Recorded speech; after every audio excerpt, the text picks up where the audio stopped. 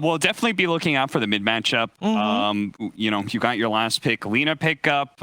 If he does really well, then he can actually threaten the Leshrac in every single one of these team fights with like, especially if you actually start getting a bit of right-click damage. 9 is 100% the person I'm going to be watching all game long. Okay, we're going to be watching that mid lane, and we're going to watch a fun game of Dota 2 together with our commentary team, Moxie and Fogged.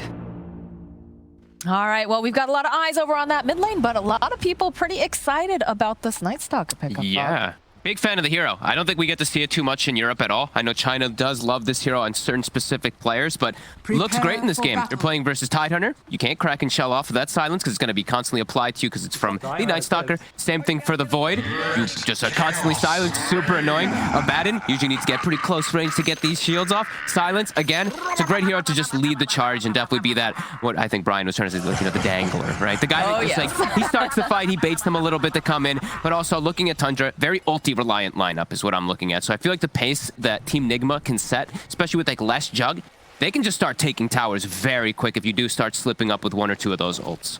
Does feel like they have a very nice balanced draft coming out from the side here of Nigma. The fact that, you know, you've got someone who's going to be able to put pressure down on those buildings. You've got the ganking duo of GH and Mind Control together. I always like when you can see 2 people just very clearly. Oh, jeez. They almost booped noses there. My goodness. They kind of did. Oh my, that was right on the cusp cute. there. Look at that. Yeah, look at this. Look at this pad. Look at how sneaky they're being. 9. This is insane. 9's very close to his tower, though. That's a tough one to get. They're playing. Yeah, but they're waiting. They're hoping that 9's gonna. He's gonna step. Oh. He's gonna step back. They're waiting at the wings. Come hit there, my child. Oh, is he gonna get caught here? It looks like he is. That's gonna be the jump that brambles. Everything getting used on 9. And Mind Control is gonna be off to a really nice start. And they immediately start with the chat. So you can tell Team Nigma, they're ready for some fun again today. As we saw the other day, super aggressive. That was the key thing that we did see from them, with a very similar kind of style of supports in particular. I think they actually did have the exact same too. Looking at Tundra though, they are countering a bit of this Willow for sure with the way they've set up their draft. Tidehunter, Crack and Shell able to remove Fatal Bonds. Abaddon Shield able to remove his buddies. Fatal Bonded, tough stuff. So we did see how much the Warlock was a problem the other day, how much damage it was able to amplify. So Tundra has put themselves in a position to counter that a bit. So this mid matchup here, from what I understand, it should be, you know, going more towards the side of 9. But of course it is Miracle. Yeah, it is. Who is playing this Leshrac, so... Up to those lane mechanics. I think this is a pretty, it's very, very slightly Lina favored matchup, but I think Lesh can free farm in the same exact kind of... LTW. Oh my goodness, he drops very low. Dire's courier has been killed. Kuro will get a courier for it though, because they don't pay attention while they are going aggressive. As Fata. happened a lot. As Fata. Okay, he's going to be the first victim here, as they do put some pressure here on Skeeter. Very strong lane. GH drops very low himself too. Do they have any salve? Mind Control used it on himself, so GH is going to stay quite low up here. But it doesn't matter, because he's playing versus Void Abaddon. Very passive lane, as the panel mentioned. Fatal Bond's pretty annoying down here in the bottom lane, something that we were saying to watch out for. Yeah, early on, this lane is quite strong versus the Tidehunter. That's what you do see snaking. We've seen this more, at least especially recently, because the Snapfires used to just default, you get the little shredder, but you're versus Jog, you have Tide, you want to be able to get him away from that spin in case of anything, and you can even get some aggressive playstyle too with the cookie too. So I feel like the people are switching up the build a little bit here. I've seen China actually skipping little shredder a lot of the times too. They actually just get your cookie and your scatter blast sometimes, but in Europe, I'm pretty sure we're going to see the same, just cookie and little shredder. It's got some very good value to it, but it was always nice whenever you can see some dynamic. Dropping low. He is dropping very, very low. In fact, he pops a Fairy Fire, and it's just not enough. Those Fatal Bonds. Too good. Yeah. It's got the Bastia ready, the Dream for Kuroki. Exactly what you want to have happen for your Warlock this early on, especially with the Jug. They did have to burn a bit of regen there, but great aggressive plays again coming out.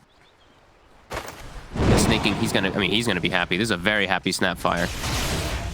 3 full creeps. He's level 3 now. Tidehunter is only level 2. So Snapfire is going to be a bit over leveled in this lane, which could also work out pretty decently because level 1 Little Shredder, not that strong. Level 2, very strong, especially when you have a Gush behind. Lots of negative armor coming out in this bottom lane, but you have to play very, very carefully here. Another spin over here. But look at the damage. W needs to be careful. Cookie hop forward. They'll get the stun. Can they finish him off? Do they have the damage? Indeed, they do. Snaking gonna get himself a kill. Getting that early level 3 was quite important for him to turn it onto the Jug. Don't think that they gave the respect to that little shredder. Dire's courier has been killed. Did the neutrals just kill his courier? They did. Okay. Courier's dying all over the place. I'm seeing a lot of that recently. Yeah. Something's up with the couriers, man. They're just tired of this life. Bottom, this is a struggle lane for both sides. Jug 7 last hits, tied 6. We said Snapfire kind of taking over the core. Is that a... I think that is. That's a medallion coming out already on Snaking. Oh my god. 3 minutes in, there's going to be a medallion on this Jug, plus all these little shredders and Gush. And this minus armor is going to be very effective. That's very, very scary. That's when so you consider early. how much they've already got going on with just their abilities, and now you add a medallion into it. Yeah. And immediately they're spinning again. LTW. Just trying to push 33 out of the lane, making sure he can get no farm. Kuro. Kuro has to be careful. They're applying some of that little shredder damage like we talked about. No mana for Cookie, though. 10 short. I think they had a mango on the tide. Maybe they could have gone for it, but they chose not to. They're just, muscling away here. GH trying to get a little bit of this experience. 9 making his way over. Should be able to go and... He killed it. Didn't show the attack animation, the projectile in midair, but he did kill the water rune. That looked a little bit weird. That is really weird. I didn't realize that it would show. I usually feel like I do see it. I've never seen it not I've never seen it not show. Oh, cool. All right, well, top lane, though, a little bit of pressure being placed here on mind control. He's making him just run away from the creep wave. Skeeter ends up missing, I think, 2 creeps there for that. Still farming just fine up here, but he should, as the Void. The thing is that you're giving a free lane to a hero like Nightstalker, who can be a bit more greedy. So we are going to have that nighttime being coming out soon, and then they're going to really put the pressure onto Skeeter up here. The lane trying to trade off. 9. Oh, Miracle's got too much damage. Oh, and he was winning the matchup pretty well, too, on this Lina. But does just get ran down, Miracle. Yeah, raindrops. He's used a lot of charges here. And the build, interesting. Doesn't go for 2 points in lightning. Sometimes you see that to be able to match out the aggression of Alina, but he just goes for the kill, and it ends up working. Might even find himself a second one here, Fada. Chasing down Fata. Brambles. No. He's got him. He's got the shield. He's got plenty of damage. Fata just going to, see a little bit of space created, I guess. Just trying to get some information. Maybe watching for some, stacks or something like that. As bottom, we're seeing... this is just the battle lane. I mean, both teams just duking it out. But the Tidehunter is hitting a threshold of being pretty much unkillable, especially with that medallion behind. Snaking's going to heal up. But phenomenal start down here for the Snapfire. Look at the Jugs farm. 13 last hits. He's so far behind. I feel like this is the story of Snaking since joining Tundra. Not necessarily always because, he's getting these kills in lane or whatnot, but he's just been allowed to play, much greedier than a lot of fours. Yeah, he finds the farm. Yeah, especially, I mean, a lot of the times we did see him doing, some jungle stuff with his Enigma is, we tried so the good. Venomancer, but yeah, he's doing really well, especially when those type of things happen. You just get given that medallion. He's moving mid. There's a lot of people making their way to this mid lane now. Brambles connecting, but they've got the supports. The Haste Rune does get picked up over here by Miracle. That's a big rune when you've gone for this skill build as well. 3 points in Edict. Has level 6 already finished up. He could run down pretty much anybody here. Bottom lane, another spin over on 33. He's absolutely fine. I'm waiting to see what we see happen here on this mid lane, though. It definitely feels like they want to apply the pressure, although they have rotated the other supports back up top. Snaking kind of has to just sit behind for a second here. I think 9 has to be very careful with his positioning because of that haste as top. Silence, Curse Crown. Okay, yeah, they do have the Photic Shield. Executor, but that pressure we talked about, it's already started. Kicking up, the catapult is there too, so it's going to start hitting on the tower. Kuroki's going to rotate. They're just going to leave the Jug bottom since he shouldn't die. He should just be able to farm down here now at this point. And just really trying to use this catapult at its maximum. It will die here, but it did get 500-ish damage. Not great, not terrible. Dire's structures are fortified. Snaking. DH should be able to run away here. Let's have the boots. Maybe Middle lane, though. Miracle trying to dance around in circles. Looks like he's going to be able to get the... Oh, no, the Photic Shield coming out. So Miracle is forced to just run out of this area. On bottom lane, more spins coming out from AlcodeTV. He's just trying to bully 33 a little bit more here. Both just poking at each other constantly. Miracle is playing so aggressive lately. We saw the Tiny from the other day. This time on the Lash, he's not going for just farming whatsoever. He's just going for battle. Max Edict built, as we said, it's going to be this very early push timing that Team Nigma is setting up for, but it does look like Tundra, they're going to get these early levels in particular, like Snaking. If they give him that 6, which I think, I actually would like them to see, give him a little bit more level so he can fight with the Chrono, because then he can set up these defenses around towers really easy. Chrono plus Kisses, or Ravage plus Kisses, they will have a couple different ways to actually protect from the inevitable push that will come from this Jug Lesh. Gotta watch out for the swoop, though. That's always the power of that Night Stalker coming in from the back lines once he does has Dark Ascension online, too. That is true, because already we're seeing some of this pincering movement coming out. They're sweeping through the jungle. Do have a nice ward over there on the eye spot. Yeah. So they can keep tabs on who's hanging out on the side. Snaking hits 5. Looks like Skeeter's actually smoking to make a move onto mid. They want Miracle. Looks like it's going to be GH who shows for now. I don't think they want to settle for that one. They want a bigger kill with this Chronosphere. If Skeeter's going to go hunting, they need a big core kill. Yeah, they're backing off. They're just going to farm up the jungle for now. And they're going to be patient. They are starting to migrate, though, down to this bottom half of the map for the side of Team Nigma. And LTW has to be a bit careful. There is Skeeter nearby. He does have the Chrono. Don't have those kisses online just yet. He's safer because he's got that high effective armor since he is just, you know, the carry's the agi hero. So he's okay if it's just the Chronosphere that's on top of him. He just has to watch out if there were the kisses, but kiss is not available. They're just going to pressure tower with the movement. Yet. They're getting close, though. They are close. And top, we see the same rotation. Nigma brings down towers 10 times faster, though. Yes. Edict alone pushes faster than the whole enemy lineup of Tundra. Kisses, of course, the little shredder helps a bit, but still got to take them time to take this bottom tower. This is not necessarily the fast-pushing lineup. No. Coming out from Tundra, but they're putting the pressure down. Radiant's bottom tower Especially not if the Lena's there. And Lena is looking to show herself in mid. GH is taking that XP, and here comes that wraparound, that sandwich. They saw her. Yeah, Bramble shooting into place. They've got the silence. LSA, though, does buy a bit more time. The Curse Crown does come out, and they're just going to try to chase down. Nice follow up here from Skeeter. Does manage to get the Chronosphere off, and they don't quite have the Snapfire just yet, but they'll take down Miracle. They're looking for more. The Fatal Bonds have been applied. Mind Control will fall. Cookie out forward here from Skeeter's LTW. He was hunting. He just can't seem to get his hands on them. 33, walking over to the high ground. Middle tower Looks like he's just going to try to focus down these stacks instead. They were very ready for that move coming in, very ready for the wraparound. Skeeter instantly does TP, and they do also get the Fada TP first to get that shield off. Very nicely done to protect 9. Good stuff so far. Very even, slow game. It's a great Chronosphere, but now, of course, you know. It's down. It's time to go. Yeah, it is. Time to push mid again. Exactly. They still have the Ravage, and they have picked up the Snapfire Kisses now. I think they have to run 33 over. He doesn't have TP, so he has to move very quick as this tower, it's going to get brought down super fast. Do have Glyph. So 33 should make it in time.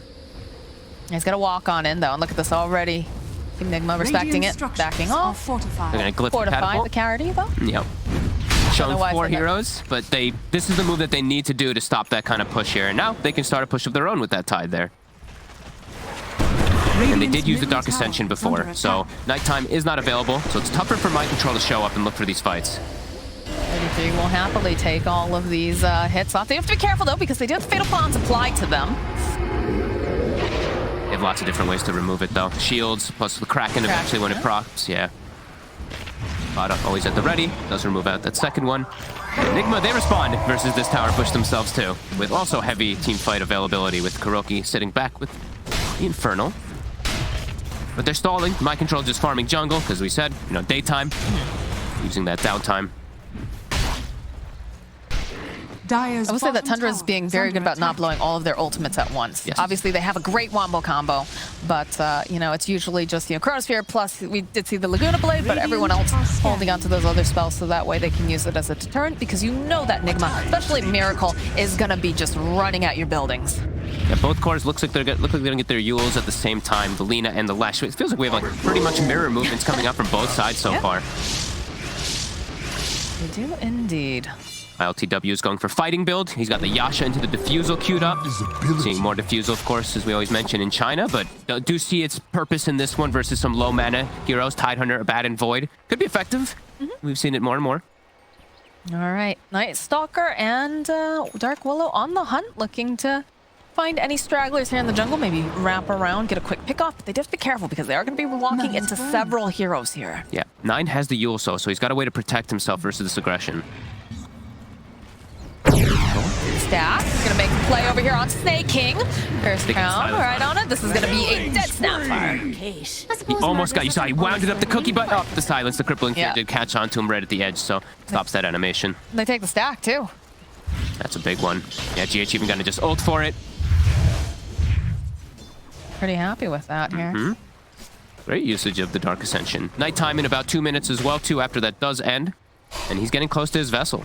Gonna be quite early. Still a lot of posturing, though, around this middle tower. Feels like Tundra really want to put the pressure down, try to take advantage Dire's of... bottom tower is under attack. Spending a lot of time here. That you can see that Nigma is winning in the efficiency so far because Mind Control is just farming so much more during this downtime, and they did, of course, steal that stack away. These supports, we see a level 8 on the Willow, level 6 on Kuroki. Kuroki's got all he needs. Playing this really well, too. He's got the Chronosphere if they want to try to do any sort of initiation.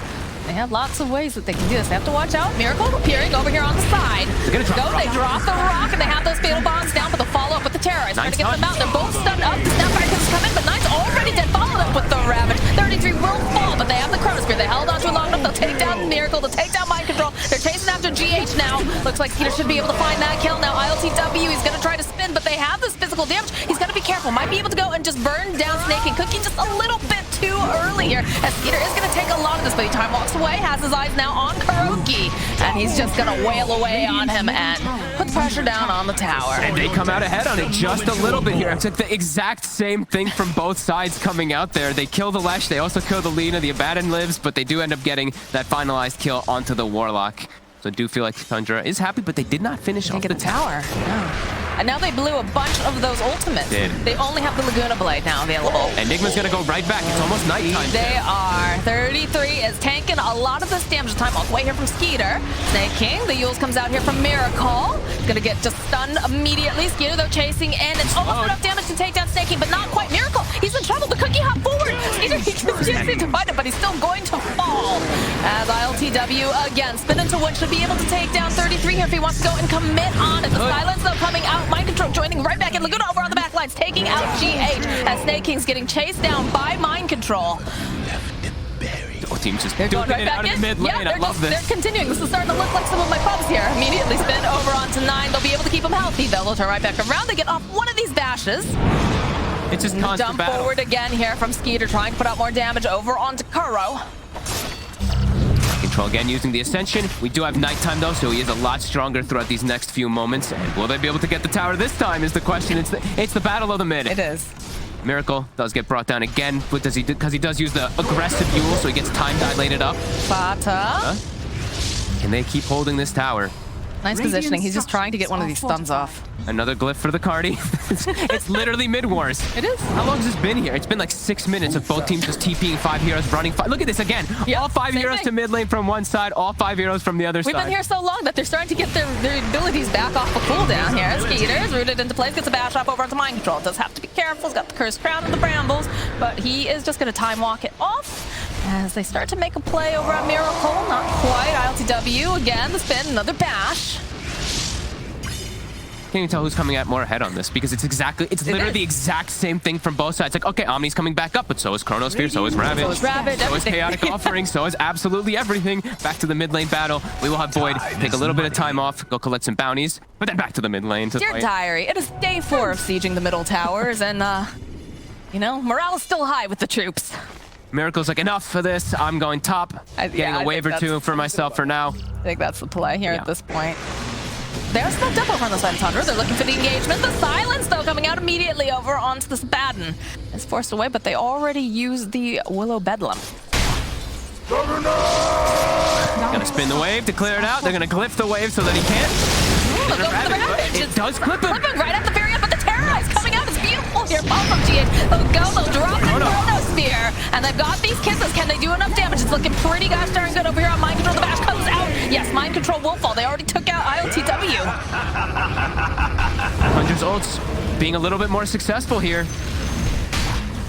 Yeah, definitely tipping Skeeter. I think he caught absolutely everybody. That Ravage also was sick. Timed perfectly for when the Blade Fury ends. That was very nice by 33.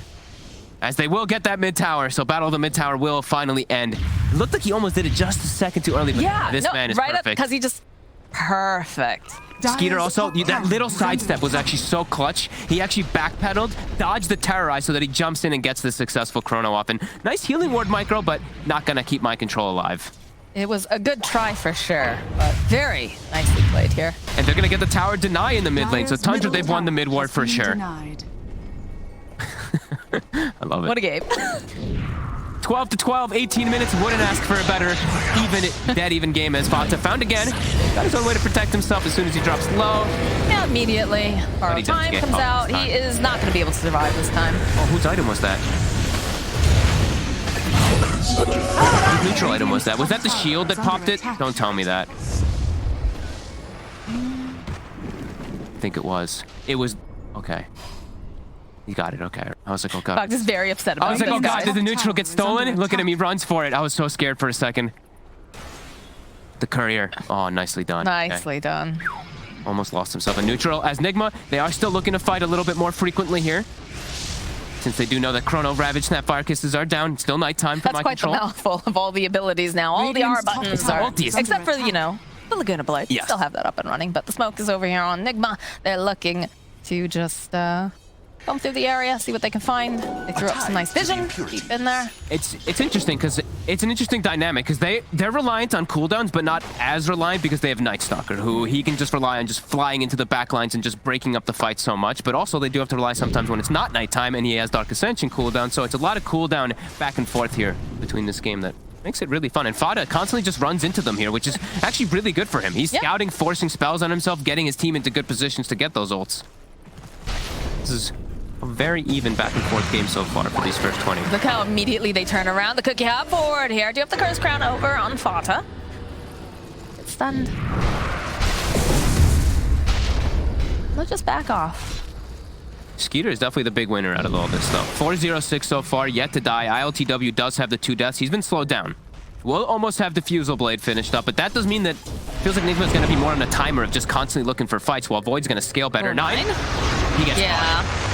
Didn't realize that everybody was in the vicinity. There's just a lot of burst damage. Does have the Yule's going to try to buy just a tiny bit more time, but again, GH will find the kill.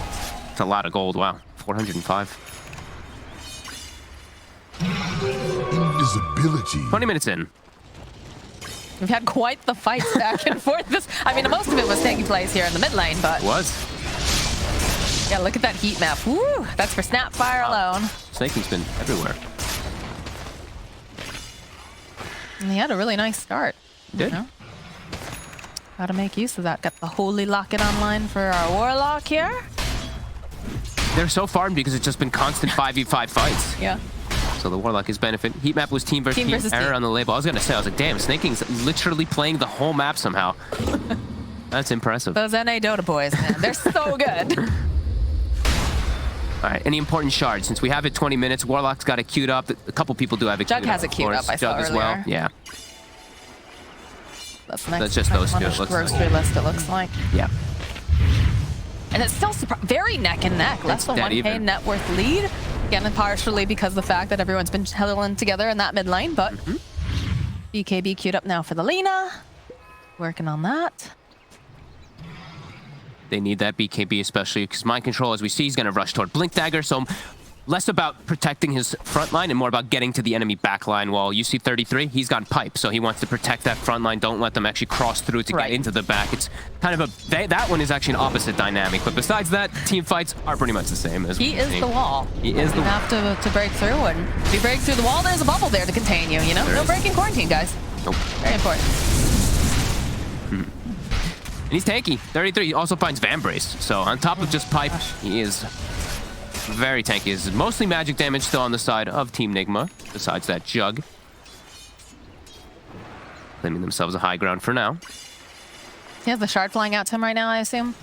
I think so, yeah. There it is. So I feel like for them, it's time to pick up the pace a little bit, but do have to watch out how you do run into all these ultis. But with that diffusal build, that's usually what that does tell you as these Jugs. Just fight a little bit more frequently, since we do have that more farm-esque build on Void, Maelstrom, Mask of Madness. They're actually making their way into the pit. We've got the Solar Crest, we've got the Kiss, or the Little Shredder. I almost say Kisses every time, because I feel like it's so cute. It's just so common. No, it's just usually Shredder non-stop. It's just... No, it is, it is. It's always there. This is a big pickup. They're not going to make it in time. They scan for it, but they're not going to get there. And you have to watch out. They've so many. Look at this. They have the vision on GH2 as he makes his way over. But it's too late. We have the Aegis online here for Skeeter. He gushed early. That reveals the ward. GH knew he was in tree line there, so he pings it instantly. They're all hiding in the woods here. Skeeter. There Jump forward. He's GH. Those comes out. Terrorize gets dropped. They already threw kisses, like you said. And Fata perhaps just a little bit too far forward here, but the rest of the team is caught behind. Go, drop the Fatal Bonds. They're just going to focus up on the tower. We'll use the Fortify by a couple more seconds. The BKB is now completed as well here for this Faceless Void. So like you said, it's so much magic damage right now that Nigma has. Refusal, just, you know, slow down, Skeeter. But over in the mid lane, they find Miracle. Big grab. We weren't ready for that one. They're still playing around AlcodeTV. They know he's here. 33 was thinking about it. He's playing around a bit. They go for the Chronosphere. They find the Warlock, like you said. And they're just going to follow up with the Ravage. Keep them all stunned into place. The cookie hop forward. And that is a dead AlcodeTV. My Skeeter is on fire this game. Just literal perfect chronos every single time. That is insane. He actually is patient enough to catch the Warlock inside of it too as 9.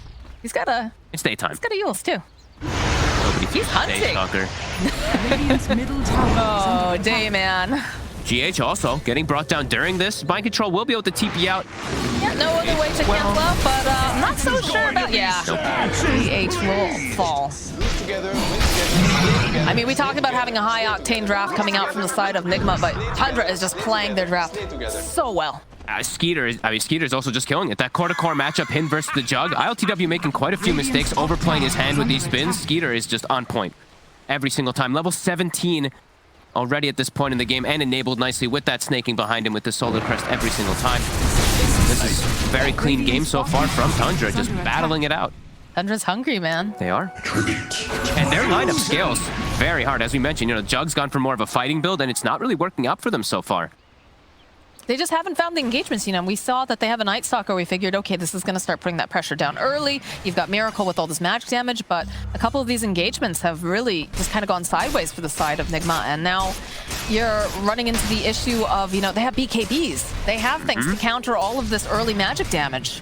And 33's gotten a very interesting item on the Tidehunter. How do you prevent being silenced up from a Night Stalker? Build yourself a Yules to just either Yules him and disengage, or you Yules, you wait for yourself. Usually you Yules the enemy Night Stalker. Forward. There's going to step into place. AlcodeTV gets a spin up, but they get a couple of the bashes too. Oh my goodness, he's almost able to. Oh, right on the back line. So they'll drop Miracle, trying to burst out this damage, but they have the BKB over here on Skeeter. They're chasing after Snaking. They want him, but they're not quite able to get as they jump forward. Can they take down Miracle? Skeeter's just chasing him down. Yules will come into play here. 9 popping his own BKB. They'll be able to get that kill.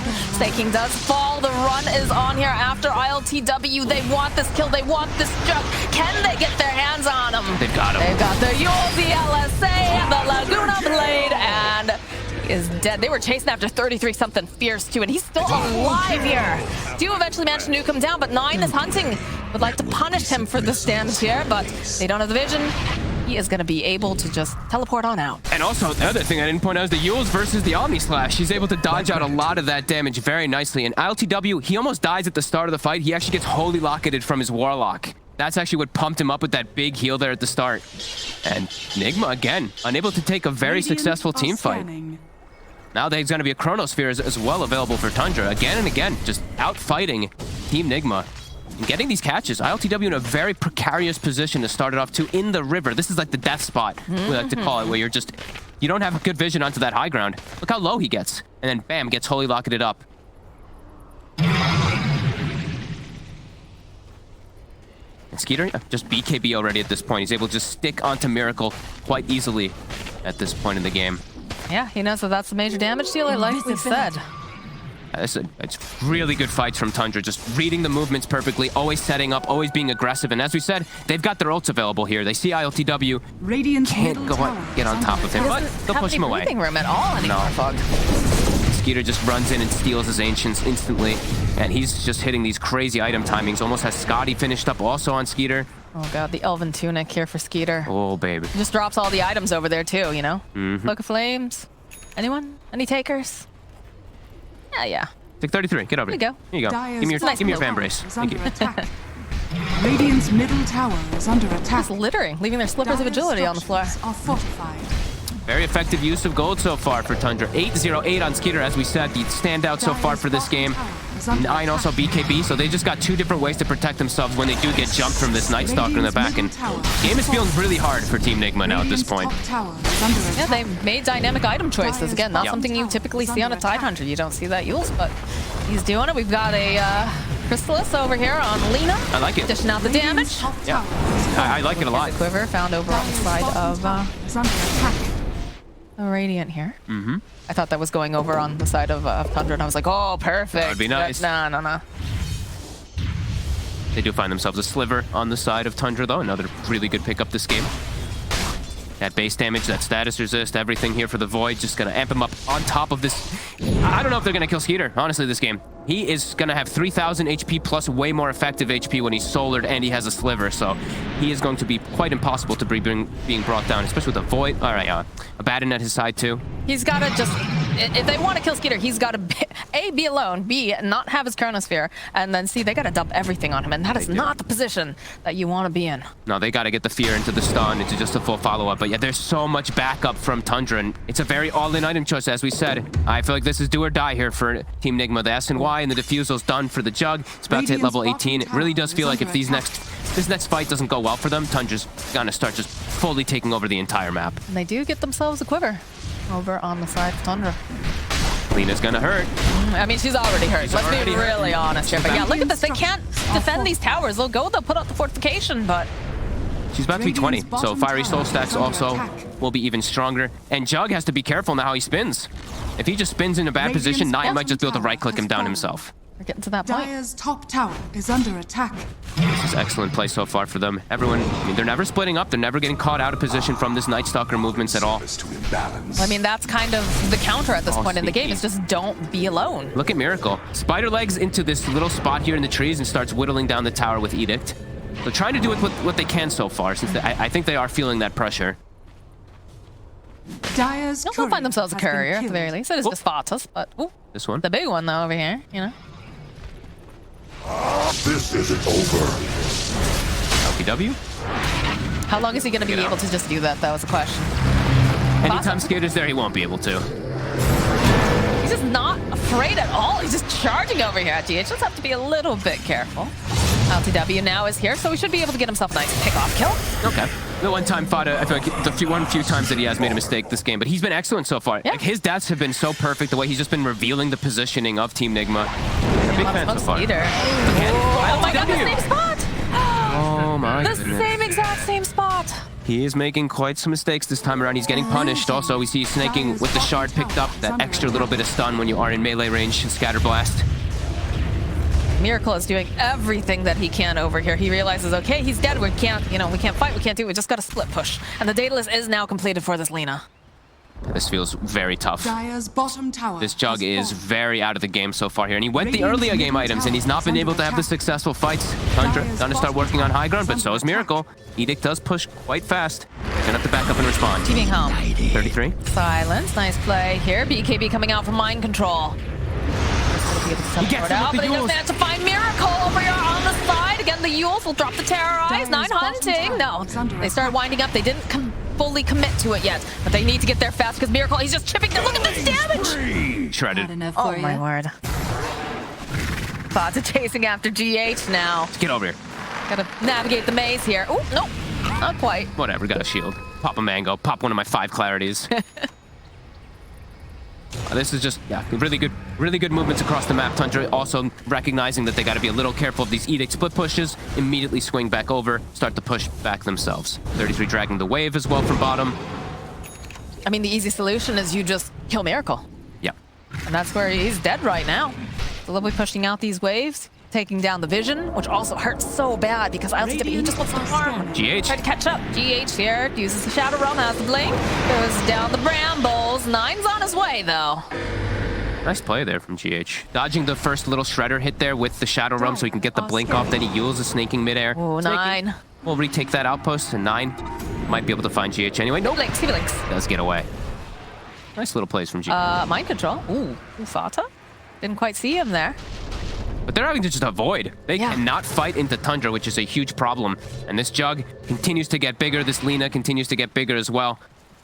This game is very problematic for them. They need to be the aggressors over on the side of Nigma, and they're having so much difficulty just finding these engagements. You know, it looked pretty decent earlier on with mind control, you know, starting to make these rotations, but they just started taking really beautiful team fights over in that mid lane. And there's here, he sees Miracle, he just wants to erase him again. The Yules will come out though. Look at 33, trying to get his position. Dark Ascension will get popped.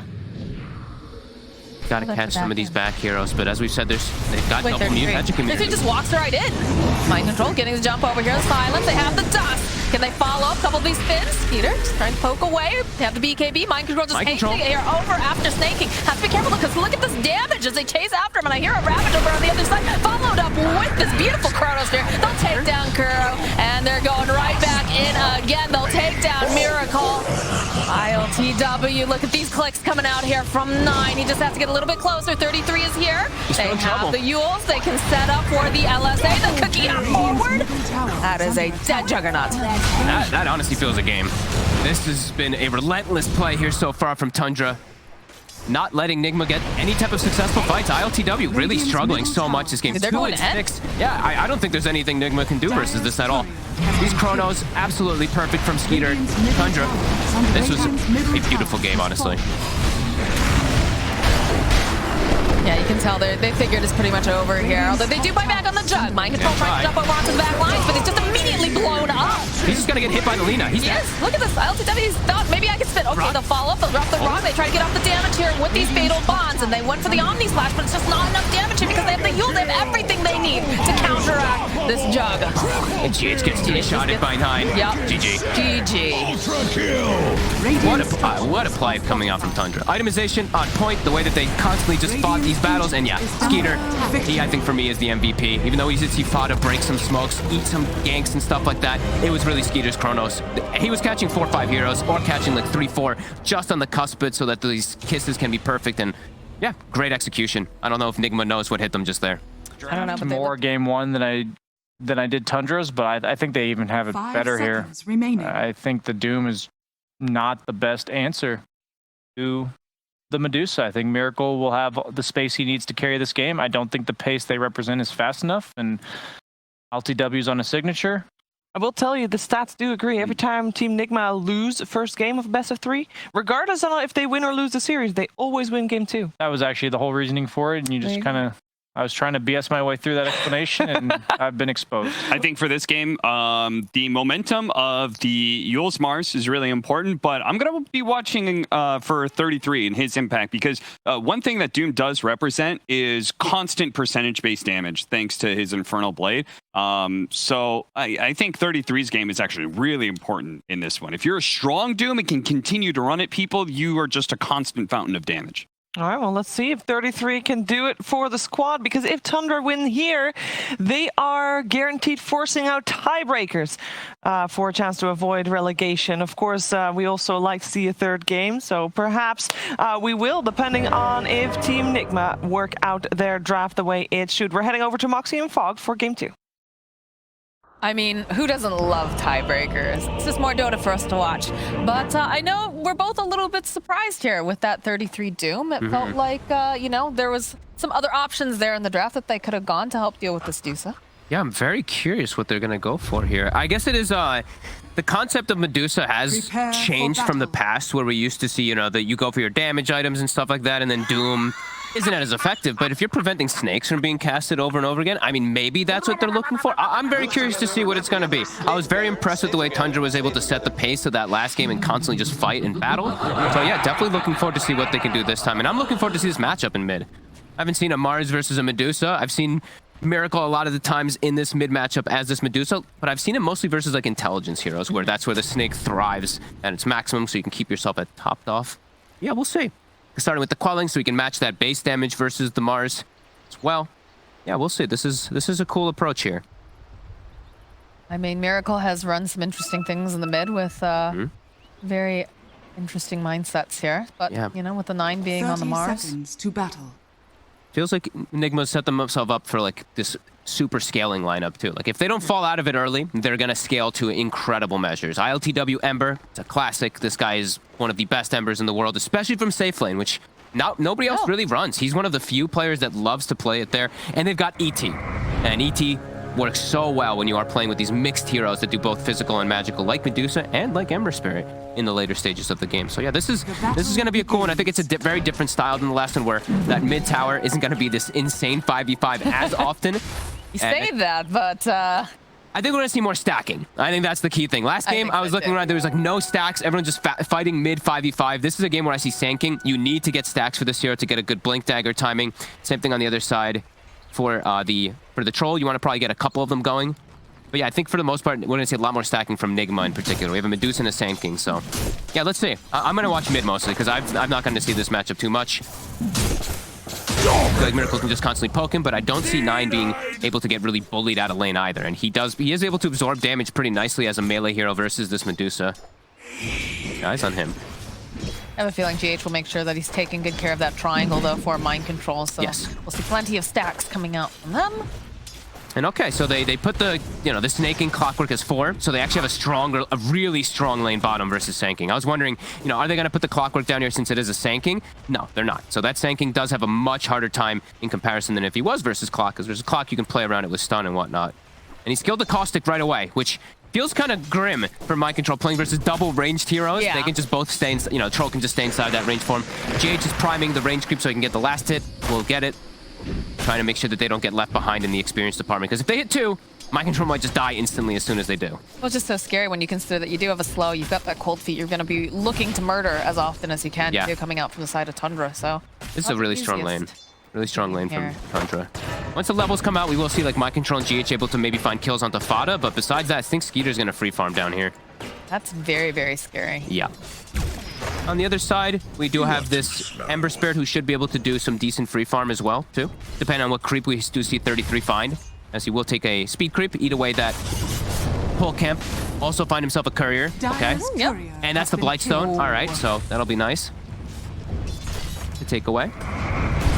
Indeed, it often feels like, you see a couple of these teams that will kind of shift things around. Oh, 9 sitting pretty low here. Does have the bottle, though. Should be able to get right topped off as he's running his way over here. And that is one of the nice things here, is the fact that, Medusa is still fairly slow when she's not got that Stone Gaze up and running. So should be able to actually go and deny both of these runes from Miracle.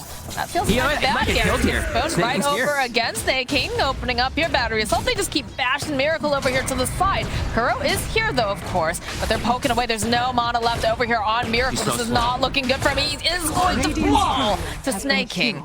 The king returns. Does indeed. Fada. The ulti prop, though, over here onto the Dark Willow.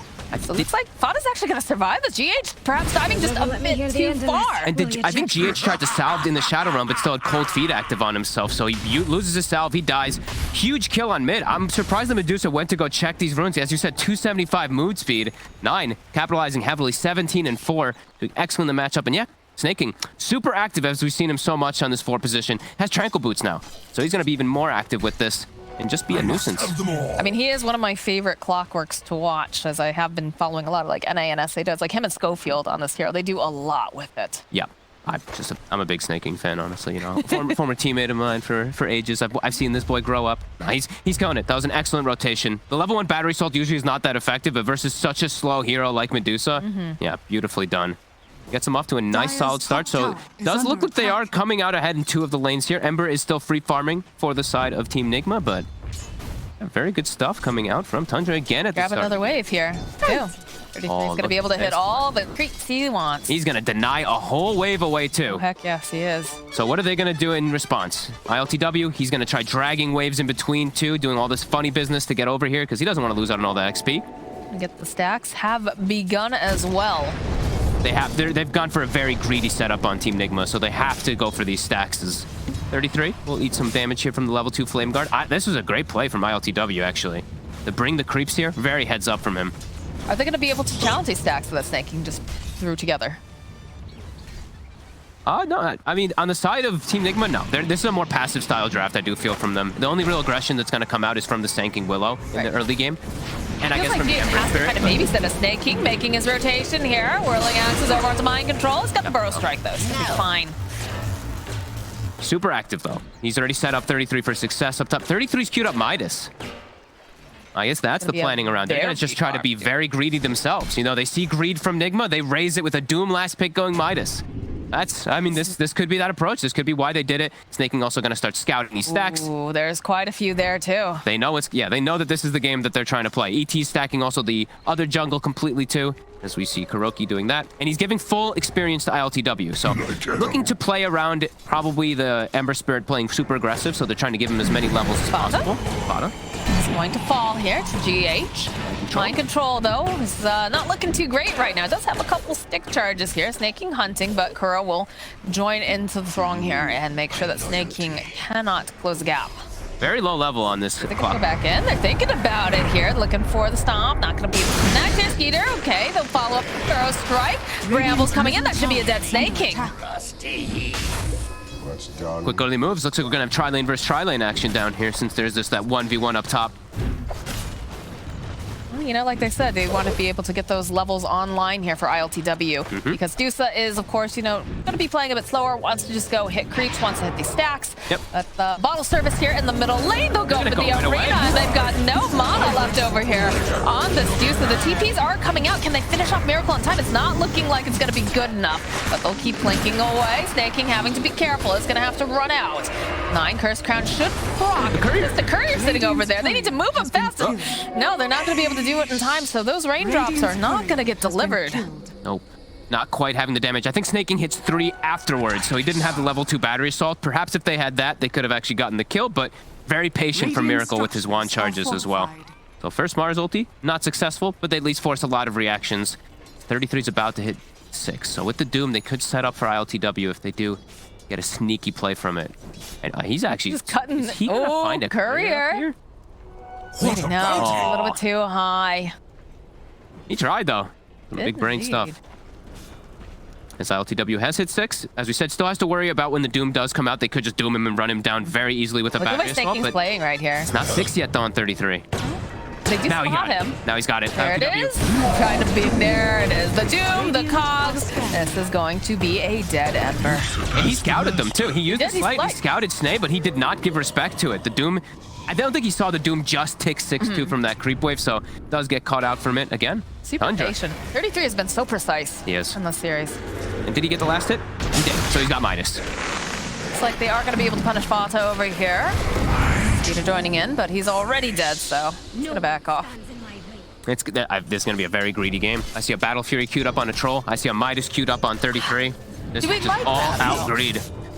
They're trying to match the greed because it's an Ember Dusa cores with an ET, so I think Nigma might be able to punish it with the Sank and getting, if he gets an early Blink Dagger, which he's halfway towards. That, if they can play around with the Ember Spirit quickly, they could look to actually punish this from Tundra quite effectively. Yeah, I am very surprised. I figured that they would probably want to go for the defusal, considering that they do have a Deuce on the enemy side. But they are preparing stacks, or they were at least preparing some stacks for him earlier, so maybe that's why he is just so tempted to go for it. This is going to be a very greedy game. Yeah, it did feel like it when we saw the Medusa and all these stacks coming out. Yeah, we were surprised that they didn't go for the 9 Tango and just get a defusal on him. I was feeling it after we saw it this morning from Malik. Yeah, we know that he plays one heck of a Pangolier, but... Sure does. Yeah. Have we discovered why they've gone for 9-0 here, the Mars? It is very effective overall. Anyway, like the mid lane, he is very comfortable on it too. He does love it, as my control is very low mana. Gonna proc? Not quite. Burrow strike up the side of Snaking. He's waiting for him. They have vision. They have the courier over there. See you later, mind control. This is going to be a very slow blink, actually, because he doesn't want to farm too many more of these stacks. He's already taken the one big one, and it's actually blocked the secondary one. So this sentry now will prevent that Sanking Blink Dagger from coming online. So maybe they won't be able to punish. You know, if he's not able to farm this blink early, then they can't actually get aggressive as much as they'd like. And then that means the Midas on 33, that means the Battle Fury pickup on Troll will be effective in the later stages versus this greedy draft from Team Nigma. So they've done it all for pretty precise reasoning. No, it's been really fun to watch a lot of these teams throughout the DPC because, you know, the very beginning, we all saw what our predictions were saying, and a lot of these teams have really stepped up. We're seeing some really nice, clean Dota coming out from many of them now. And now we're running into, you know, crazy tiebreaker situations, potentially. I love it. You love to see it. You love to see a scene grow. Yeah, especially with, I mean, look how much farm they're getting. And look how much mind control is, how far behind he's gotten. And also that one death on the Ember, it hurts a lot. Doom is back up. They can actually go for another one if the Ember just isn't careful. If they just sneak onto him from like a smoke or from a tree line, the Doom can just come out and kill him again. It's a very slow game. It does feel like it's going to be for Team Nigma, as they don't have a Sanking even farming well. You say that, but I still feel like we've been seeing so many like little plays moved about the map. So it is a slower game in terms of, you know, getting the items online, but they're still trying to make these murderous plays. They do have this nice sentry ward over here, so Mind Control has to be very, very careful where he's stepping. Honked out here. Oh, look, they still have vision. He's got to be very careful. Right over to the tower. Okay, he'll still deter the push and is slowly whittling toward that blink. I just feel like Tundra's getting a lot more out of the map right now. Even though this Dusa is starting to work on these Ancients, it's just the Dusa who's farming. Ember Spirit is taking the harder lane. He's giving the Sanking the free lane for the farm for the Blink, because I feel like they're recognizing too, like they need Blink or they might just get overrun soon, and then the greed, of course, is just going to pay off if they're able to also pressure towers. Look at this aggression too, coming out from the side of Tundra. They're not quite connecting over here on Mind Control, but the pressure is on. They do have the Cardi. He's literal to throw them out because of that Arcane Rune. Rotation's coming in. The Willow is 6. 9. Could just go down if he's not respecting the moves. Hardy will scout out the side. I think it actually spotted 33 there. Is under attack.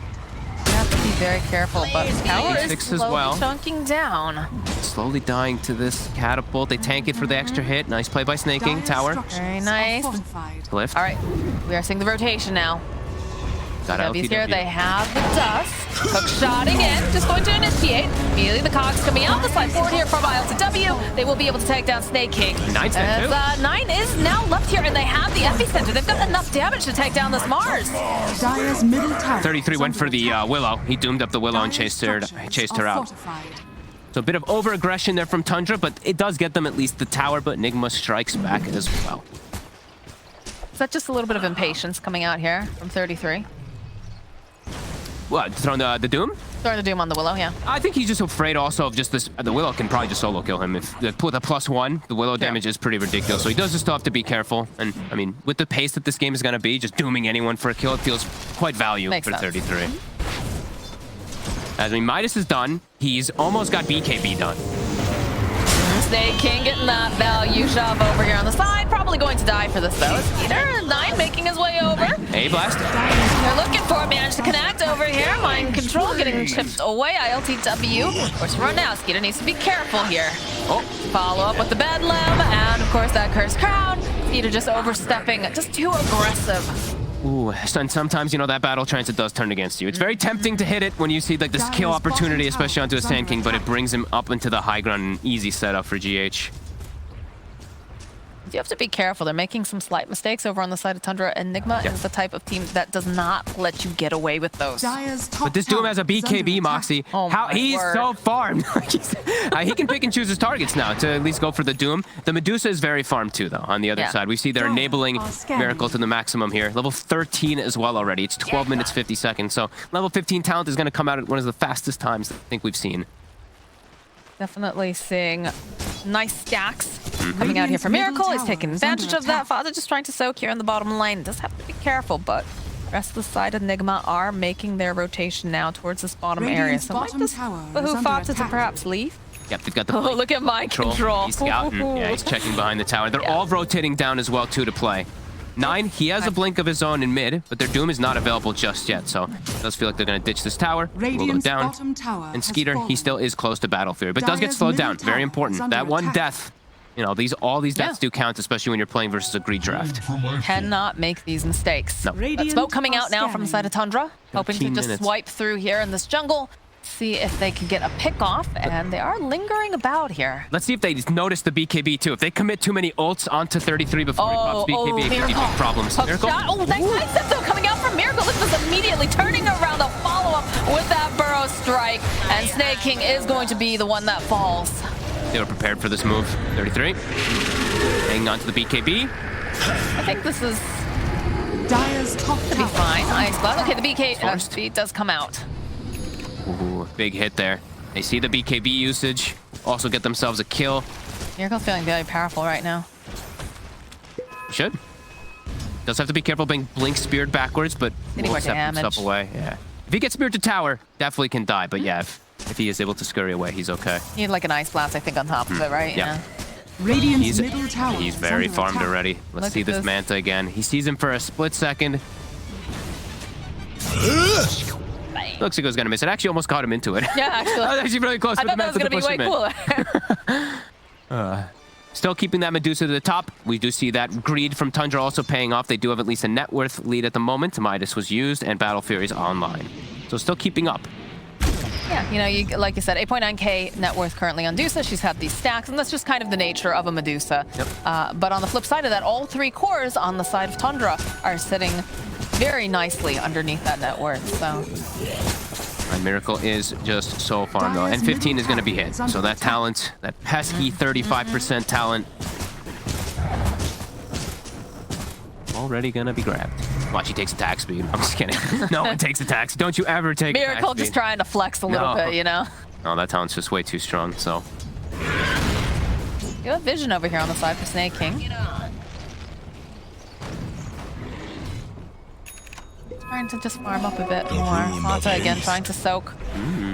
Miracle's deviating. So this is what we were mentioning about versus that Doom. You know, the Snake it's all about your Snake build. When Yeah, you he's do not go opting for that. He's not going to go it, which I think this is the right. This is what you used to do as the Medusa versus a Doom. You just build your own items. You build your Lincolns, your Manta. I mean, Lincoln's Manta, I'm sure some people in the past would be like, oh god, this build is atrocious because you used to be the do nothing on Medusa, but times have changed.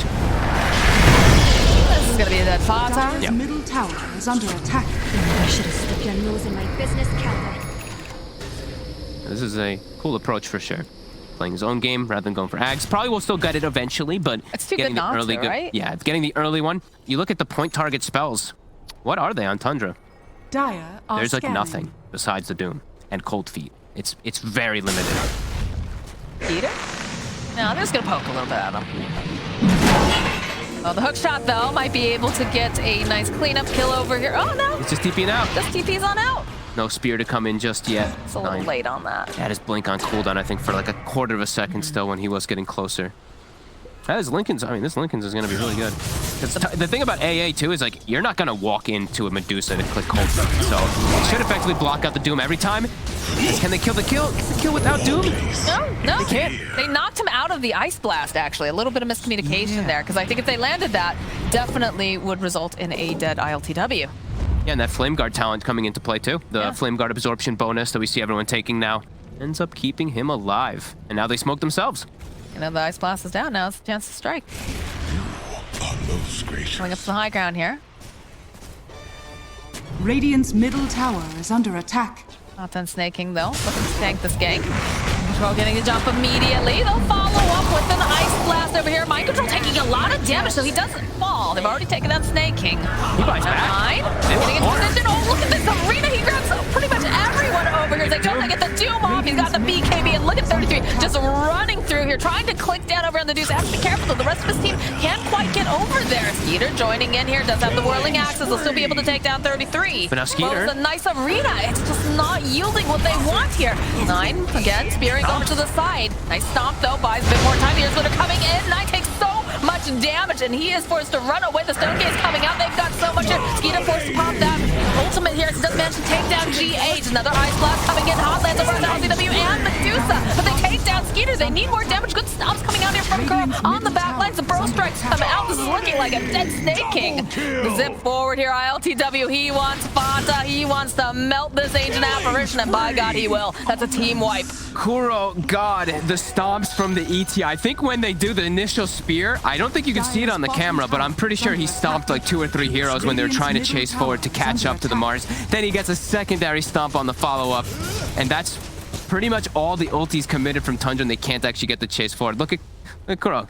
Does slow them down, I think, in the next situation here. The stomp will catch Fada, and they can't actually chase forward.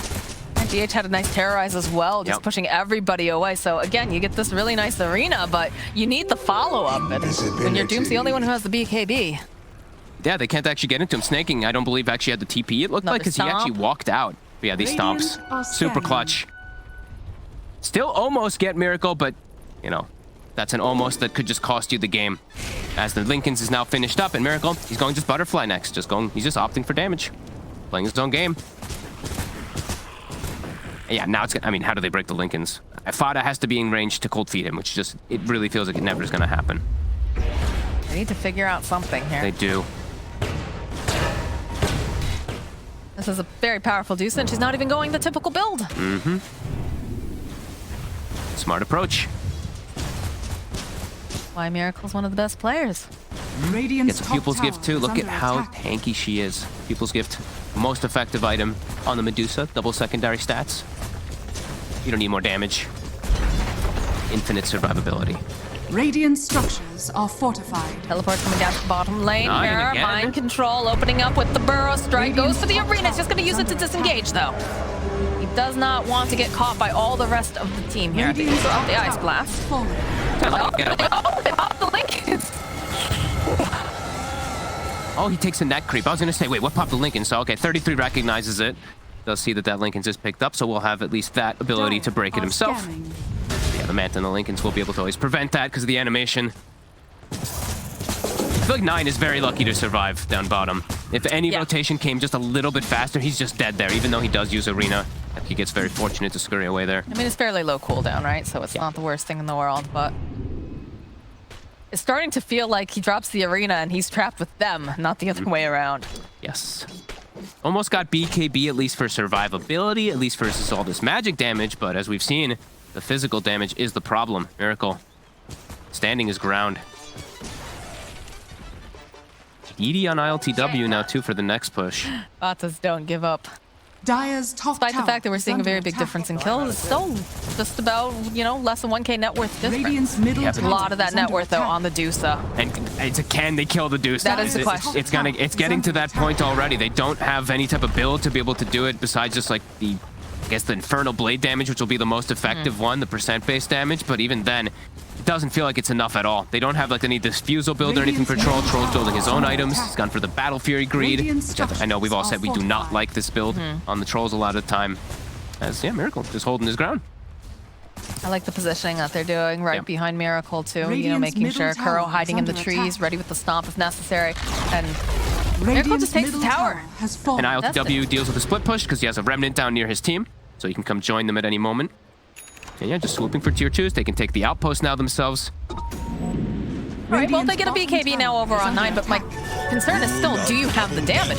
It really doesn't feel like they're going to have the damage for a long time. Like, Skeeter, he's going BKB, but it feels like he's going to be a full item behind. The Butterfly's going to be out when he has BKB, then it's going to feel like he needs MKB, and then another item's going to be out for the Dusa, like a Scotty or something. They're like an item or two behind now on the side of Tundra. Absolutely are. I don't know, I still would have liked to perhaps see that Diffusal picked up earlier. Just for the, you know, the pressure that they would be able to put on Miracle, but he's had so much space to farm. He's had so many nice stacks. And Nigma, they will Dire's go top for tower a smoke is under play attack. here. They've got the double damage over on ILTW. Oh, they're faking Skeeter's that. Here. They're He's faking. also here. Mind Control getting the jump over on Staking. He's having to tank the skank. He's got to get Skeeter out of there as fast as possible. As ILTW is chasing after him, looking to try to grab. All right, that's going to be the Yules coming out. Mind Control trying to get into position. Doesn't quite have that burst strike just yet. He's going to have the blink in a moment. Ice Blast will connect. It's like they'll back off. That was like a little bit of a, they're like faking that Miracle has people behind him. He's hitting the tier 2 and they smoke all the way top. So that was just completely unexpected. Tundra's lucky to get out with just one loss. They only lost snaking. Yeah, that was a really clever move coming out because they just like the Deuce is hitting at tier 2 by herself. Yeah. If they know that Tundra can actually punish it, but it's that little bit of a fake coming out from Nigma. And yeah, Butter about to be done. Miracle about to hit level 20 as well on top 2. Some ridiculous timings as he's been enabled completely by his team. So what's the next timing coming out from Tundra here? I'm starting not to really see it, honestly. Like the Troll is, he's going to be 2 full items behind, it feels like, because of this build. I'm not too sure what it's going to be. Like fighting around Dusa is going to be pretty impossible, and I feel like Nigma is not going to look to plink plays unless they really are around that Medusa. And look at this. Look at the way that they're protecting her. Mind just hiding in the trees. Doesn't want anybody to come find him here. Takes the Stone Gaze duration, so same thing. Not going for the Aghanims build. I like the Stone Gaze because you can get the double stone. You know, people do face it twice. You get hit by it twice as well. And it just makes you run really fast for an extra 2 seconds, which is always really good on these Medusas. Yeah. Radiant's bottom tower Going is straight under attack. damage. Daedalus next. I mean, it's working out for sure. So Miracle's adjusting here for Radiant's bottom tower has how he fallen. wants to battle, and it's paying off. Yeah, I really think that he did. Yeah, I think this is just the heads-up play of if I get doomed, then I won't be able to spam Snake. But now if I get doomed, who cares? I just click. I right click. Radiant Yeah. are Yeah, this is scanning. very smart planning. Still keeping it Radiant's even on the bottom gold tower for is Tundra, under but attack. overall game state does not feel good for them. No. Is under attack. Snake Snake. King hightailing it out of here. Does manage to just barely avoid those chains. It's a 50-50 right there. 4 units. Oh, but chains. this is going to allow them to walk into this pit. And how do you force one? We do have BKBs picked up. We've got the BKB picked up on 9, and we have it on Skeeter. But they see the butterfly for That's sure. so scary. So it's just like, how do we bring down this Medusa? She's got to be isolated. You have to kill her team before you go for her. It's And how pretty do you much do what you that? have to do. Got to get some really successful They smoke. Mars ult on like 3 heroes and then the A blast right on top, but not going to be easy. Okay, smoke on smoke action. They're going to do a wrap around. Immediately, ILTW jumping over to the high ground. They're swapping sides. While Miracle just continues to hit the Roche, but they're Jump scouting. in from 9, immediately the arena. They've got the BKBs out. They know they get the Doom off as well. Can they burn down this Deuce? And it's looking They pretty actually darn can. good. They actually finally take down Miracle. Earthsplitter gets dropped as well. But these BKBs are coming in super handy now as they'll turn back around. LTW looking for the opening, be able to take down Karo. And the epicenter just going to get pinned over here to the wall. Fonzie just clicking away. The buyback's coming out from the Elder Tide. Wants to get back in. Mind control will fall.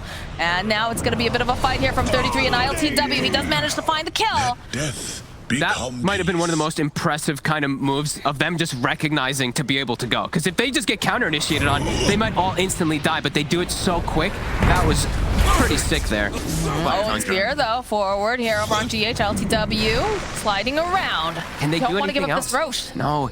Tundra needs to try to prevent this. The Deuce is gone still for 30 seconds, but they He is can't leaving, though. actually fight. Oh, he can't leave. He gets chained. He can't leave now. Got the Curse Crown on him, too. He's just going to try to get off some of this damage, but eventually he does fall. Hookshot coming in, though, from Snake King. Going to be able to take down ILTW. The stomp, nicely played here. Can they finish them off? Yes, they will. Does have buyback. GH trying to burn him down here with the bad land. They do manage to land the Ice Blast. Can 9 finish off GH if he can blink I don't review? know. He blinks forward. There it is. The blink review. Like you talked about, Kuro now running away, but they do have the arena back up again. He's looking for the snuff. The BKB coming out from 9. He just wants to get rid of him. Dire's top tower is under attack. That was so impressive, honestly, from Tundra. What a fight. Just recognizing that they can just full out focus Miracle there. Now they're probably still going to get the Roche on the Medusa, but Fata. still a big fight for them. Fata's most likely dead here. He's gonna click away over here on mind control. He's gonna try to dodge the brambles. Making him But work for it. eventually they will take him out. Yes. You Dire's have the middle shard tower picked up is as under well attack. now for Fata. 9 wants to go back He in. does. He's going for the Deso build too, which I like. They need any type of extra Yes. damage they can to be able to bring this Dusa. But as we said, Dire's middle she is going to tower finish is off the under Roche anyway. Since they did lose the Troll, they're not able to actually do anything. Now Is he going to try to steal? Bottom to the dive. Not quite. And they will tip him anyway. That was still very, very brave of them to Yeah. go, but very, just perfect, honestly. I was very surprised that they were able to not get counter-initiated on. It caught Nigma off guard. It was just the mirror play, right? You Yeah. saw them wrapping around each other, and it was just a little bit tighter on the side of Tundra. They saw Miracle, and they just chained those spells perfectly. Oof. And, we've been mentioning about item behind on the Troll. Medusa finds herself an Elven Tunic on top of the Evasion talent, on top of a Butterfly. So really needing an MKB now for the next one. 33 with the bots. Looking to still stay active, playing away from Medusa. They are strong. They are very strong when the Medusa is dead on the side of Tundra, because it is still all about that for Team Nigma. Well, I mean, you look at the net worth difference, right? Again, 18K on the Deuce. The next closest for them is ILTW with 12.9K. They are still triple scaling. That is the one thing on Tundra. Yeah. They went for this full greed. Still staying in it pretty nicely. I think if they didn't have those BKBs too in the last fight, Kuro would have just immediately stomped them. Very good realization. Again, just a bit concerned about the fact that, Ooh, there might be damage something. is a little Tower is under attack. dodgy coming out from the side of Tundra. But yeah, If they're full rallied around Miracle, that's where it How do tells you you, slow down? come at me. Because Exactly. you could kill him alone, but when he's got the backup of his team, it does make a big difference. they're going to take the tier 2 on the top. They're gonna keep pushing. I think 9, he's got Deso, he's thinking about it. Skeeter as well. You have Snake King has rejoined the rest of the team here. There's out the flare, just trying to get any sort of information. Yeah, they're forced to get back home. They are. ILTW, he's gonna come back. He's got the Remnant down bottom. But they push fast. Troll and Deso on just- Mars. They kill faster than the Dusa. They are. They're backing off here. Look at the Skeeter with the BKB. He's just going to teleport on out. He's feeling pretty good about that. And 9 is going to be able to do the same. mean, Tundra's just making these heads-up moves. They scout also bottom. They see that the Medusa and the Elder Titan are still down here. The Remnant is still here, though, so they have to, they're aware. Yeah. Still technically 3 heroes, and immediately we see the Sand King and the Willow just swing bottom. Yep. So we're going to see probably the Mars and the Troll maybe run back toward top, but their TP's cooldown. So maybe a bit more reluctant to actually do so. Very impressive nice. Dota coming out here from Tundra. Yeah, I mean, the strategical plays are phenomenal so far. They're just making them respond. Nigma know what they want to do, but... And he's slowing it down. Look at this. Just rockets plus Vortex is clearing the wave. Still should be able to get this tower. Jump forward here coming out from GH. Very aggressive play here. Secondary Lincoln's done. Now you need 2 different ways. Now you need to cold feet, troll net him, and then doom him up afterwards. Definitely tough to execute as the Rex is going down. Creeps. They're coming back. We have Vortexes set up. We don't. They can't actually get in range to set up the Vortexes for Fada. A little scary for him to go forward here. Eventually the creeps do arrive. Could be another Rax. They're forcing again, though, like we said in this comp lane. Yeah, they sacrifice it. They want to try to get a kill while forcing, though, is 9. Not going to quite be able to connect. Oh, well, they do shove ILTW back a little bit. And both of them, it just feels like a little game of peekaboo. Although, okay, Fada throwing out the Ice Blast does fall.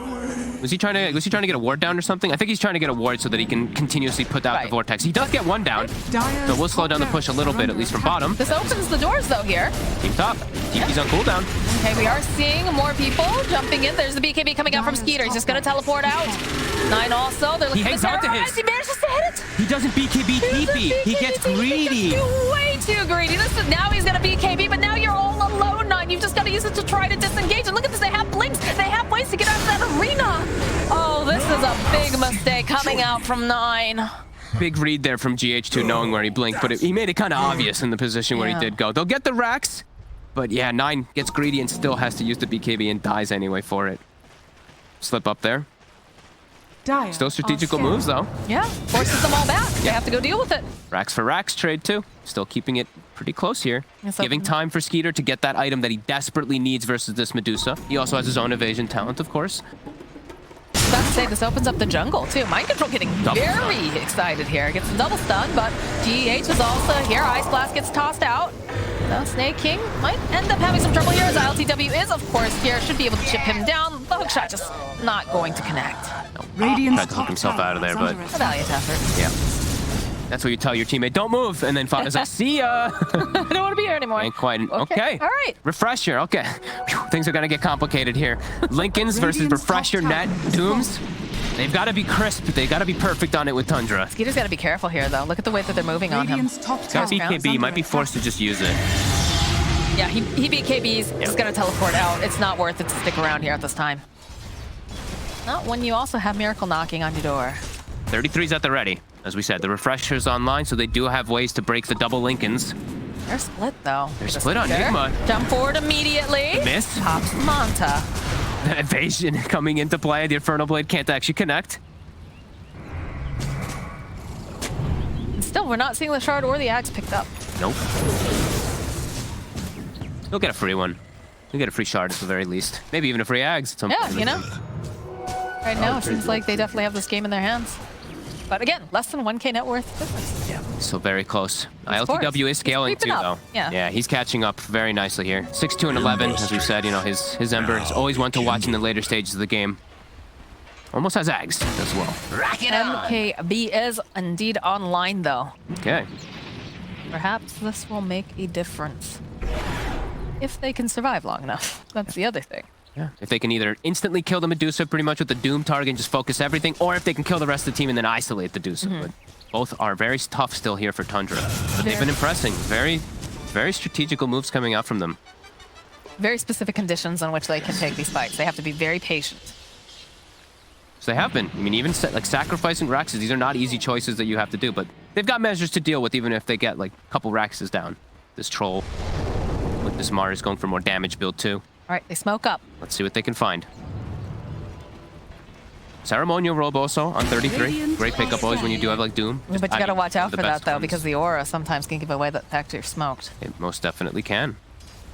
I think they just pinged it. I think they know, actually, just because of that aura. The Medusa's, the illusion scouts it. All right, we'll go for the hook shot in. The follow-up immediately spearing over. They've got the BKBs. They get the Doom off. They just take out Mind Control. And they should be able to go take out the Medusa too. They drop the Lunar Splitter. And they just can't do enough now. Kuro and ILTW running for their lives. GH left over here on the side. Does manage to find the kill over onto Pata. But they go back in again. They go and they refresh it. They do him right back in again. That is a dead ILTW. And Kuro, oh Kuro, he's trying so hard to survive here, but he's just getting chased down.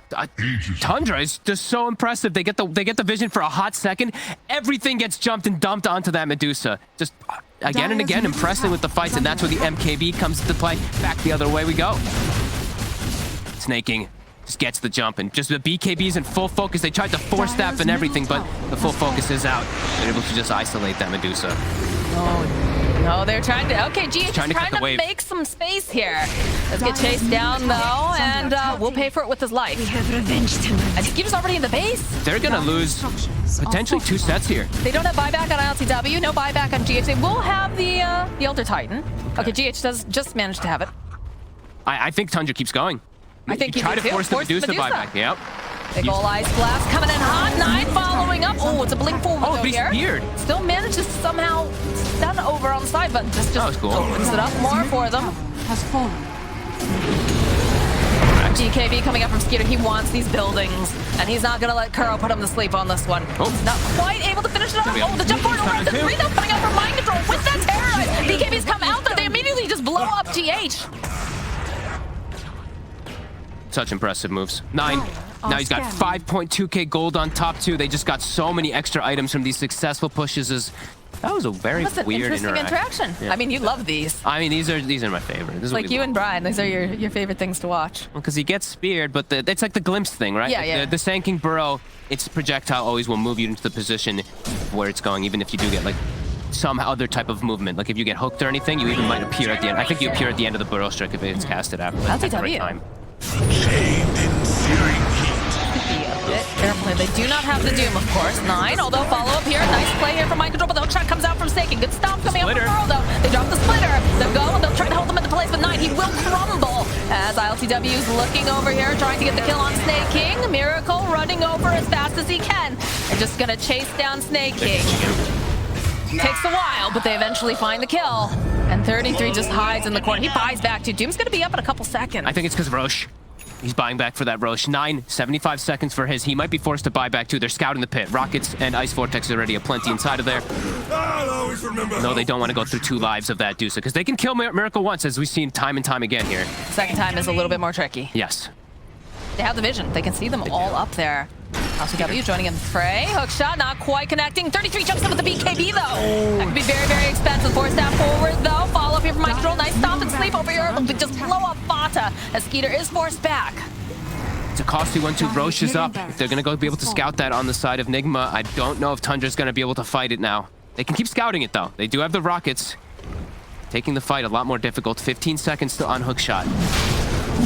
I think you need this Ancient Apparition. You want to have any sort of hope to get in there. Yeah, they go. Use the flare. They see Roche is up. They see they're in the pit. They got a blanket the outside now. Stanking on one side, Ember on the other to make sure that... And the buyback. Here we go. Buybacks are coming out. They do not want to allow Miracle to have 2 lives. Skeeter. Taking this pinching moment. The jump forward here from 9 gets a beautiful arena hunt, but they just spin over to the side immediately as Skeeter jumps and gets the kill on Kuro. Can they get anything else, though? GH falling as well. The root into play. Jumping in here for 33 to get the Doom up again. The beautiful burrow strike from Mind Control. Is it going to be enough, though? It's not. They go and they take down Miracle. He's forced to fight back, as does Mind Control. Another Doom. They're going in again. 33 waiting patiently over here is gonna just fall, though. Go right back in. Skeeter fighting through here. More buybacks coming out. They're very unhappy with this. And Tundra eventually, yes, they will get Skeeter. They come back up again. Mind Control might tick down. They do have the Aeon Disc over here on Fata. Go for create that Lincolns, but it's a double kill for ILTW. They're creeping around this pit. They don't have the AA, though. Buys bots 2 on the Doom, knowing that he has to just come back onto one of his teammates to be able to land the Doom successfully. He holds it, though. He did not use the second one. Look about there. Snake King hook shotting away. Has 9. Waiting for him. What a bro. Yep. Who got the timeless relic? Who's carrying it? Saw they picked it up on, I believe, the Mars. The Roche is everything, though. They have to try to contest, but no AA for 50 seconds. We've seen every single thing is so crucial for Tundra's fight.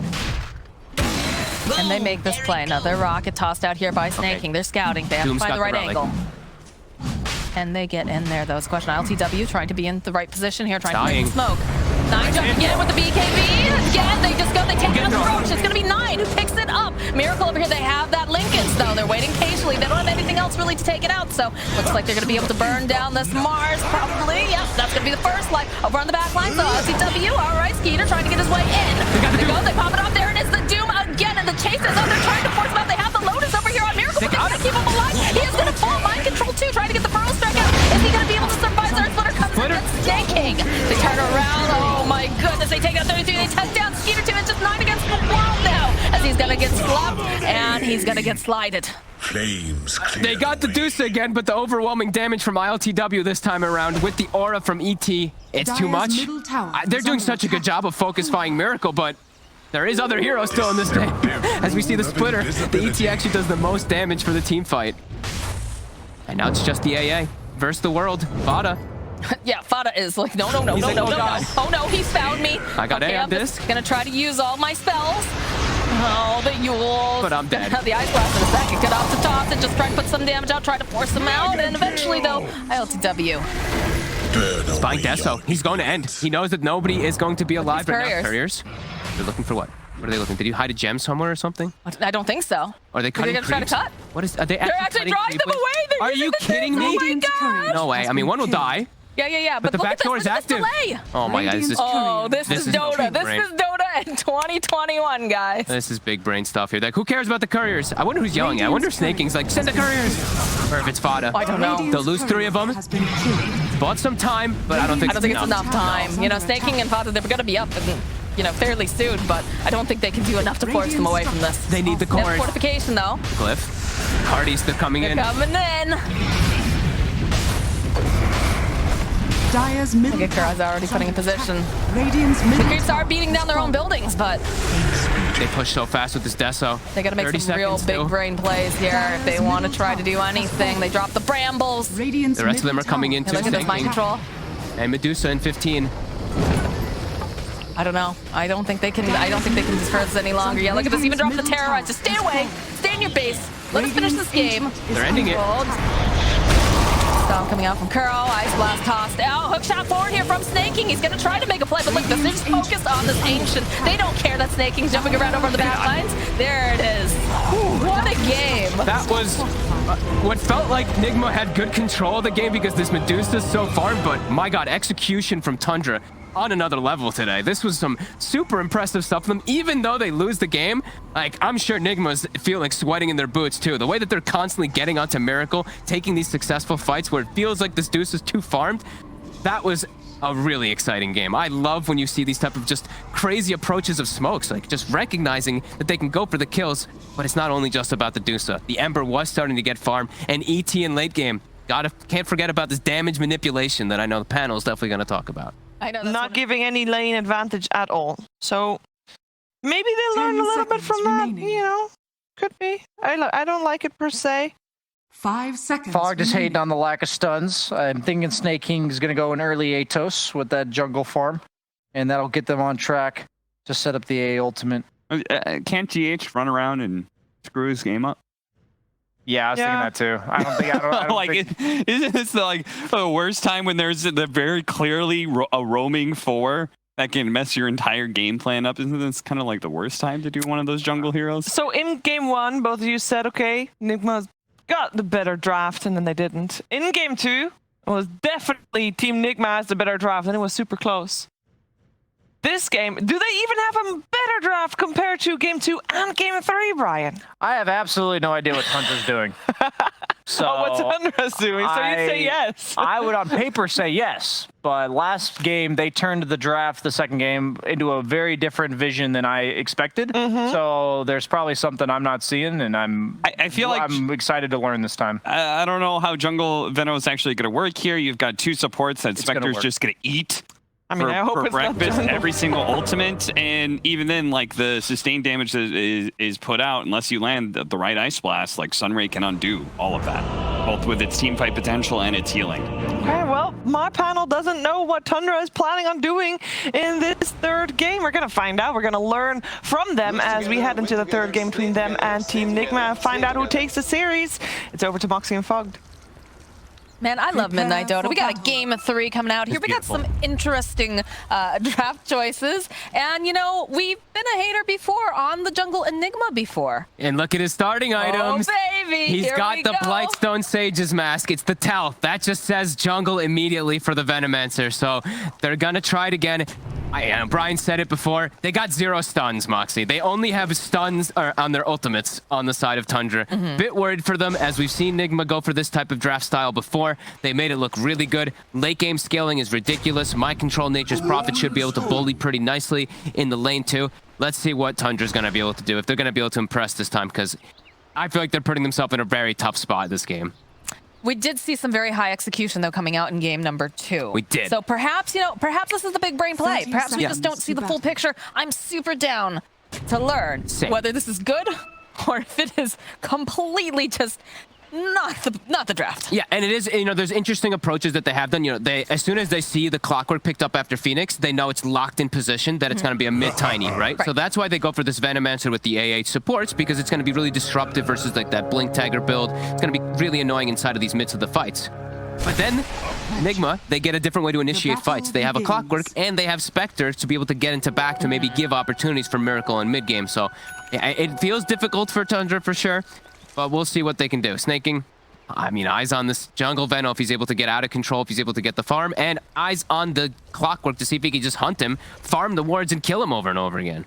I mean, I do think they're going to be prepared for this. He's got to just full commit, though, for this, because that was the Already problem it's that we too late, saw. though. I mean, he usually you want to start getting your wards set up in place. Looks like he's trying to find a safe place to do it. He's trying to be sneaky, because most people expect, you know, you're expecting to be around that ancient side where we see did see the both of them. Snaking's being very sneaky. Sneaky snaking. I like it. Let's see how Skeeter does, though. I feel like this is going to be a pretty tough lane for the Jug. He's just going to get hit.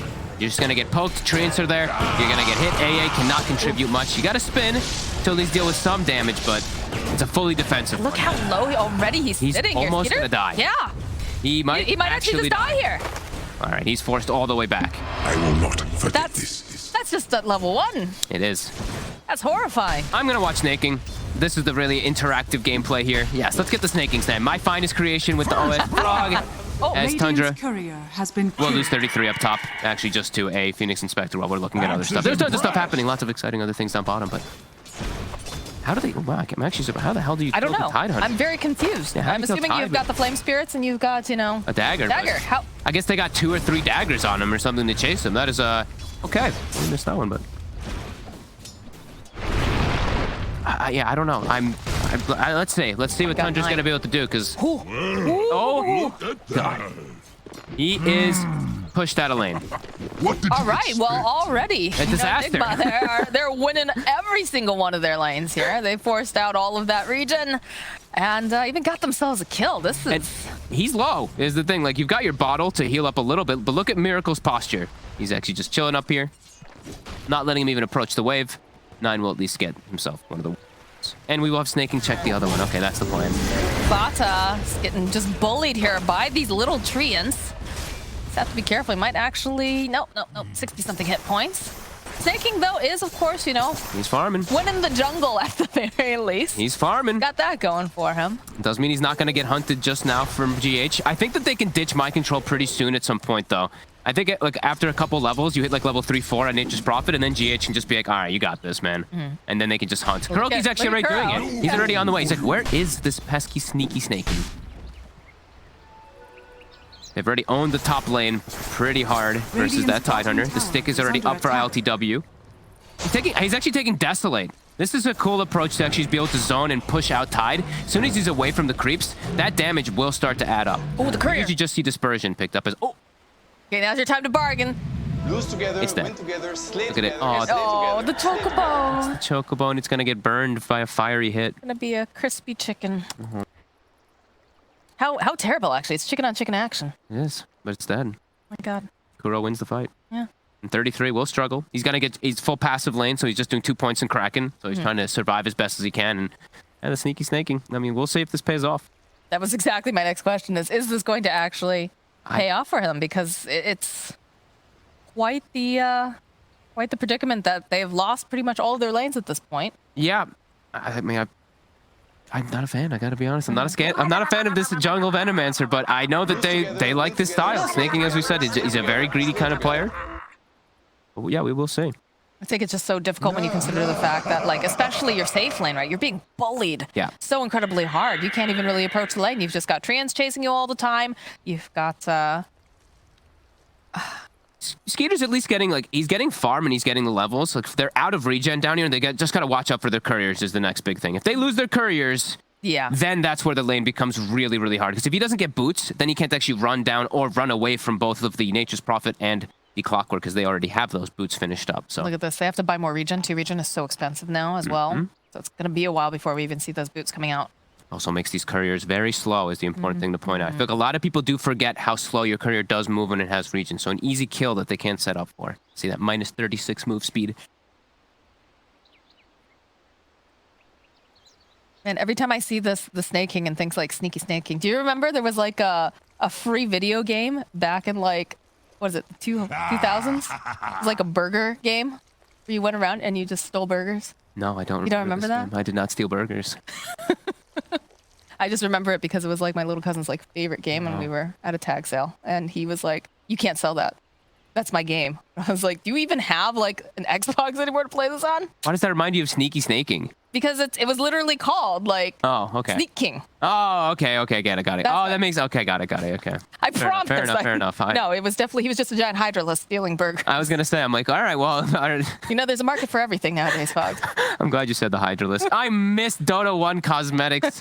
God, they were so good. Warcraft 3 looked so ugly, but some of the things were just so iconic. Look at this, Veno. Look at this boy and his sons. Look at the teeth on that guy. This is practice, you know. This is something that you do have to master. You see the positioning of how he does do the snakes. It's very important of how he does put them down so that you can auto aggro camps as well. So that as soon as they spawn, your things will immediately start attacking them. So snaking, I mean, he's well practiced in this. So he's maximizing nicely already up to 3. And he's just griefing his games. Yeah, he's just a griefing pubs for sure. No, snaking is snaking. If I actually highly advise people, snaking is a great person to actually watch. This guy tries so unbelievably hard. He leads his team in games too in pubs. Like, he goes out of control to win games. 10k MMR as well. We gotta watch. I'll show out for snaking a little bit there. You know, NA boys gotta stick together, right? They got it. He's out in the EU region almost all by himself. So I mean, he's making a splash for sure. A lot of eyes have been on him. Tundra's been impressive. Today is a day of definitely for Tundra to get some more fans.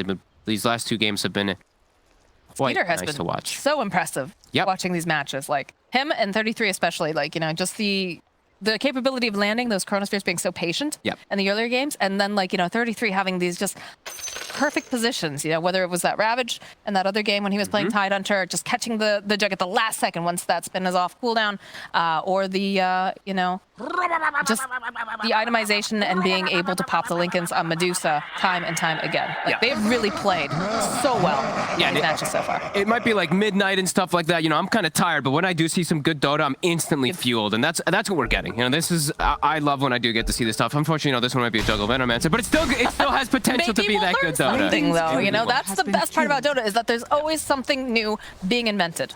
Or just the cut bot. He dead. He dead. He is very dead. That's just a hard lane. What is he supposed to do? It is a very tough one. Maybe, you know, at least he can teleport. Oh, I guess maybe not. I was gonna say possibly, you know, you teleport. Oh, he's gotta go back. The boots and the Ring of Regen. They find the snaking courier. That's his healing up. He's gotta be careful. He's gotta be they very might low. Rotate over. Oh my God, now. if he gets killed by GH from he's gotta go. He's gotta go right now. GH. Oh, that was so close. Checks to see if there's a ward because of how quick he TP'd, but it actually was not. It was just a nice awareness, says Fada. TP's to the tier 2. He's sneaking his way out here to at least hand off the boots to Skeeter, who, as we mentioned, Skeeter still having good farm. God, when you are reduced to being a courier, it's your job. Courier core, that feels so bad. It's not like you're contributing much else versus Treants and versus Furion anyway. That's fair, but now there's 3 people up here, and now 33. He's trouble. Just gonna get bullied. They've got battery assault. Level 2 battery assault too. It's that high damage. Pulls it into the creeps though, so there's a lot of extra targets for that battery assault to miss onto. Still continue to hit him, but Is he actually able to get away? Oh, the Icarus dive, though. The body block's coming out from Kuro. They don't hit him for anything. It's literally No, but zero I mean, they're damage. using everything to just slow him down here, hold him into place, get some more breathing room here for Spectre. And oh my goodness, With the fishes. they do indeed take down 33. Not bad. Nicely played, though, from 33. Able to juke around, make them work extra, use a secondary battery assault to kill him. Does use the whole mana pool of Clockwork, so GH might just have to go back. And GH just revealed there's a ward on the high ground. Super smart play there just now.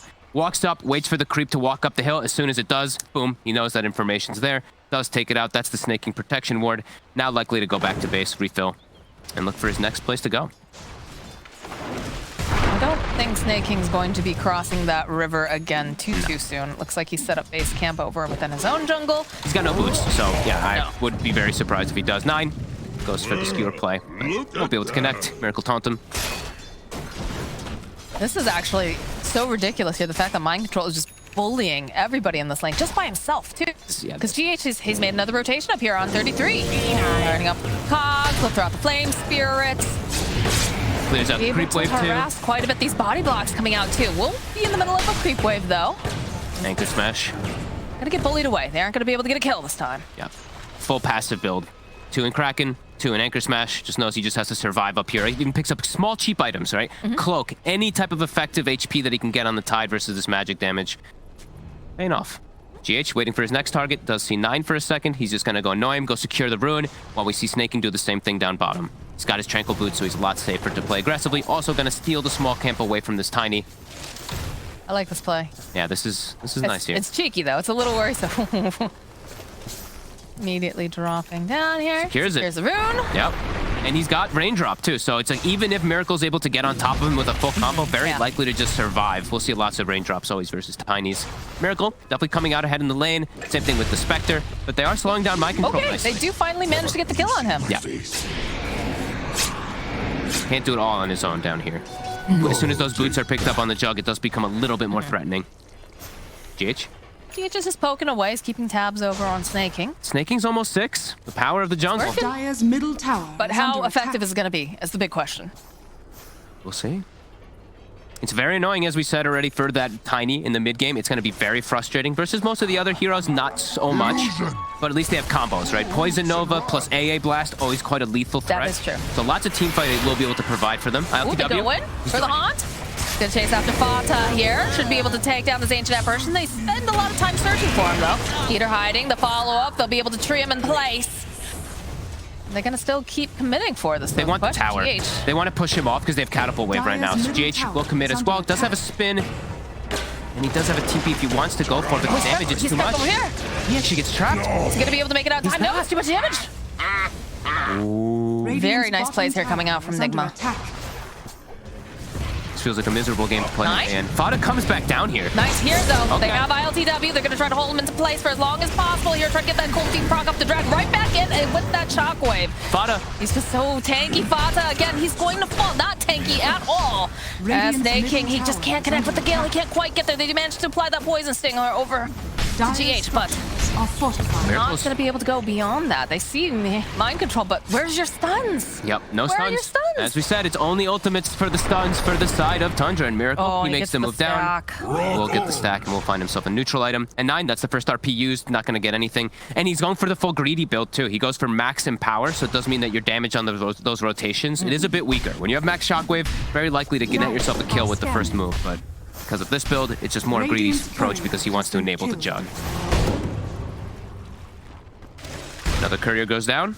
Mind Control able to snipe that one. It's going to be a slow 6 for the Nature's Prophet, but something that they will always have to factor in. Lots of global potential on the side of Team Nigma. No one is ever showing up completely alone. No. And yeah, like I said, feels like a pretty miserable game to play the AA in. I feel like he's just going to die to just like a haunt and then a random like rocket and a combo. Something's just going to kill him. Oh, dear. In this case, it could just be Miracle. Could be. Skitter is here. They could try to make a pincering movement. Miracle's very deep. Here, they have the Omni Slash. Follow up with the Shockwave. Do they have enough damage? Spin coming out. Oh, yes, they'll be able to take down Miracle. Now they're going to hold GH over here. Can they get off enough damage? It's not looking too good here. Mind Control clicking away over here on Skeeter. Can he finish him off, though? Oh, the zip through. They're going to be able to burn him out. They got him. They get Skeeter, but they also take down Mind Control. They're securing their stacks. Tundra full rotates over when they see Nigma invading. Radiant's Miracle middle tower is is a little under overzealous there. You know, expecting that big burst damage, as we mentioned. You know, the Ava toss combo plus that Wrath of Nature. We'll get the jug, but they will be able to secure their farm of these Ancients for 9. So he's going to be super farmed on this Magnus. Also gets himself Possessed Mask, so he's kind of the carry now at this point for a little bit. He's going to go Echo Saber too, like the build. Feels like a very greedy draft coming out from Tundra, the way that they're itemizing. Is this going to pay off? It's greed versus greed. We've got Spectre, This Phoenix, keeps Furion. happening. It's super greed on one side versus another very greedy draft with good team fight. So could potentially have some very long games if we do get to those points, and that's where it gets to the fun. It's when we get to see those big boy items come out. AA Blast. Somehow Fada is level 6 at a pretty early time in the game, pre-10 minutes. It's been a rough game for him. Has been. All right. Well, Not bad. Miracle and ILTW sitting pretty neck and neck here in terms of that net worth, but slightly ahead of it, as a Magnus would, who is maxed out the Empower, sitting on top with the 5k. Yeah, and the greed, at least in experience, you know, that's what happens when you run this jungle Venomancer. You're not punished so much. 4k XP lead. That's pretty massive at 10 minutes. You don't usually see that too often. Can they make anything with it, though, is the question.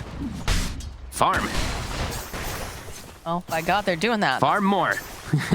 Stacks, Empower, Anchor Smash pulling into neutrals as well. We see Kuro. 33 maximizing. Kuro. Sitting on the back lines. Yeah, they do have the nice lane ward, but already Skeeter just going to leave. Still no blink up on Miracle. After that death, he has slowed down a little bit. Does find himself the brooch with the phase and the Windlace. One of the best combos you can get besides Fairy Trinket on a Tiny. Very speedy. And he needs to be speedy, as we mentioned. Veno can be very annoying to play against, even pre-blink. Snaking makes his own rotation up here. They do have the Ice Blast. 9 has haste. They see mind control. They want him. There's going to be the swoop forward here. They'll immediately throw out the tree. They get the egg off. He's down already. Skeeter just going right back around here. He's going to try to run. get down, but he can't. He can't do it in time as the egg does pop off. This is not looking good here for Skeeter. He will fall. They'll be able to go and land the RP over on the back lines. But Snaking immediately falling. And now 9, he's trapped in the trees. He has no friends left. He has to get out of here right now. Sick positioning from Kuro. Distances his egg away from that spin, because the Jug, he can solo kill it in a lot of these instances, but just perfectly far away, and Miracle gets the swoop around, gets the kill on the Veno, has the tiny Blink Dagger now finished up. And that's 2 RPs that have not yielded results. He still has it. He did save it, yeah. Okay, I thought he grabbed them. No, he hung on to it. He saw as soon as they were rotating, he just like tried to back away and survive. So does at least hang on to it. And he's still farmed. That is the thing. He's got Treads and Echo Saber super early on. So, you know, the tiny combos won't be effective versus Magnus. He's so tanky with this build. Actually, like 2,400 HP when he has the Echo Saber done. Pretty crazy. When you see heroes like AA who have 800 HP. Yeah. And this Magnus is going to be no joke. TW does have his Blade Mail finished up. We do see both of these 4 positions on both sides do have medallions finished, the Clockwork and that Veno respectively. As expected, the Veno is quite a bit more ahead though, because he does get all that jungle gold. But Kuro is also finding a lot of farm himself. He's actually... Okay. All right. Well, there was the RP, and a very useful one. Yeah, he's the carry now. That's what we're saying. Yeah. These Magnuses, you cannot pass them by, especially when they get these 10 talent to the damage. Oh my God, 9. I think a solo kill.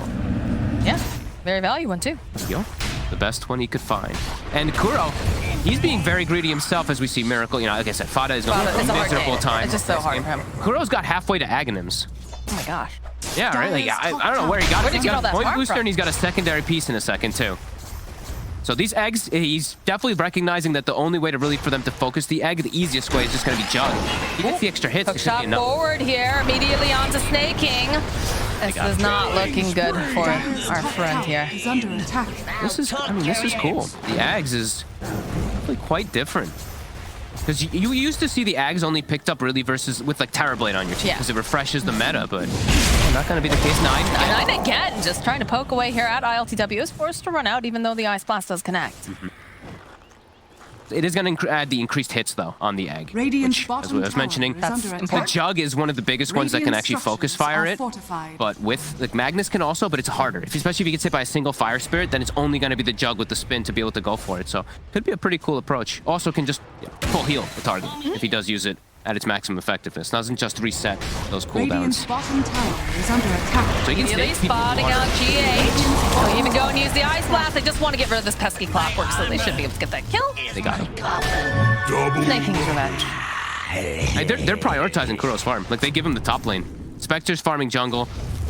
So it could be really cool, especially versus these big ultimates that we are seeing. Not a lot of stuns coming up besides just those ults from Tundra. If he sees a target where he swoops in, sees his buddy RP'd, eats him up inside of that supernova, can actually save him pretty nicely. So we'll see whenever that does come out how effective it will be. As you look at the sun raying down the wave as well. It's going to be super farmed. Might be one of the earliest ags coming out ever, actually. It's got 3 components at the 14-minute mark. That's quite crazy. I'm pretty sure this will be a record for this season's DPT. I'm gonna say ever, honestly, because usually it's not the first item you get. Usually you get something else in between GH. The hook, immediately the haunt comes out. Nine just gonna go for the RP. The cogs go off. In the cogs, yeah. Not gonna be able to get anything else here. The Ice Blast does come in, but they don't have the follow-up here, and it's not even gonna connect on any of them. That was really cool how he gets the cogs off before the RP connects to them, so he's stuck inside of there with them. GH, God. These clockworks. 3, 1, and 5. 8 of the 12 kills. Still seeing Tundra getting this far, but does feel like Nigma's getting the better out of the map. See, Snake King gonna slow down GH here. Even goes for the ultimate because Mind Control jumping out to the back lines, trying to just eliminate Fata. Gonna just teleport out. They will end up leaving GH behind. Gonna get the dot? No. Close. Very, very close, though. Snake King gonna just plink away over here at ILTW. They do have the Ice Blast in again, but they don't have the stuns. Nope. Easily able to TP out. Mid, 33. Does just cut right through here. That's the hood. Miracle, though, will follow up. 9 throwing out that shockwave. 9 almost has blink, so they'll have a better way to actually initiate fights themselves shortly. Still close game right now. It does feel like, this late game lineup, as we mentioned, Nigma's draft scales super hard. Sure, there's a Mag Jug on one side, but that's not going to one-up a Phoenix Spectre, Nature's Prophet, as he actually jumps into the skewer.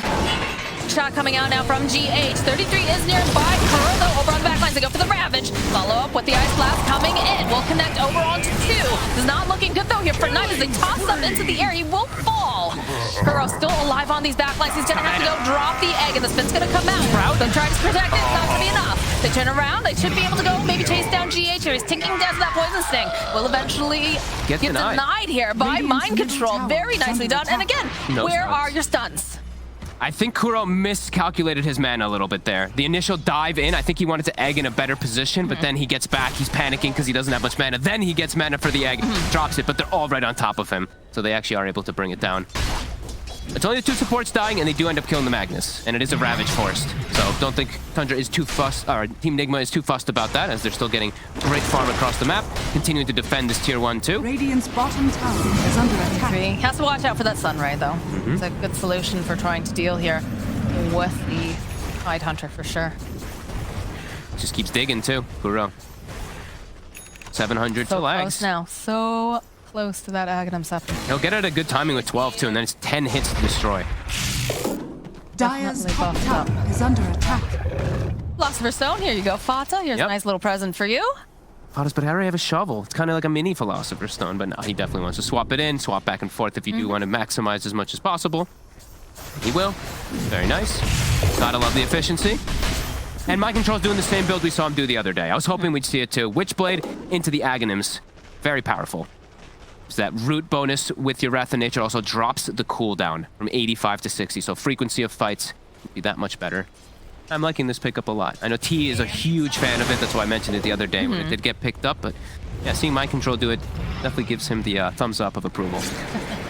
Bottom lane, oh Fata, you just can't show up anywhere, my friend. You are just gonna get hunted down immediately.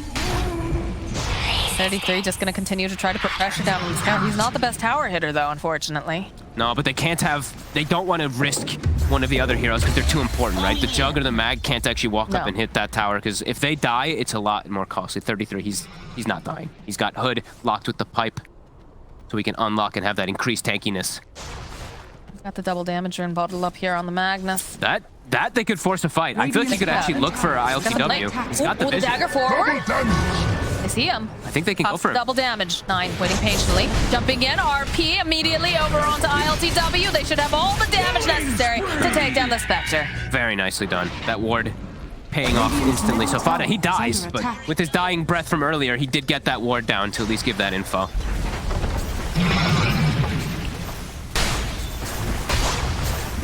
the crest. Low siege continues here. Snaking, itemizing nicely. Earn.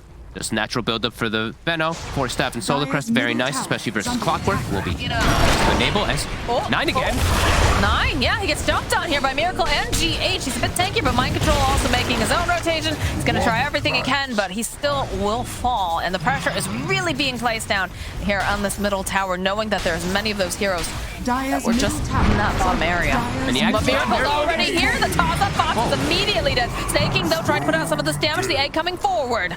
Looks like Tundra, they want to get out of here. They want to get out of here fast. The Han coming in, and the global teleport here from Mind Control. Not enough to save Snaking. Do manage to take down GH, but they burn the Ravage just for a support. Ooh. It's costly. It is very costly. You have to be pretty precise whenever you do use your ultimates on the side of Tundra, and they're getting outscaled already.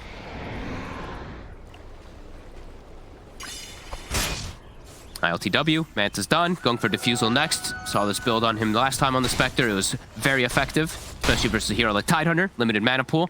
Will be super strong.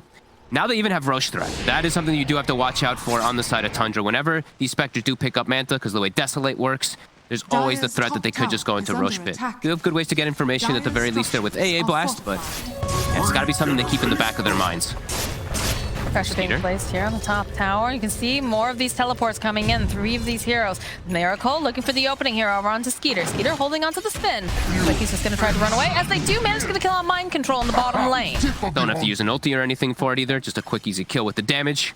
He has to hold the spin for Skeeter. Whenever he doesn't see the Clockwork, he has to be very careful. Because if he spins out of position, could just get caught from the follow-up. Radiant's top Kudo, he's taking the tomes. Yeah, he's going for the scale. Yeah. As we said, they want to go for, this is a potential game that can go to later stages, and that Nigma draft, when you have a Phoenix support, you scale incredibly hard into later stages.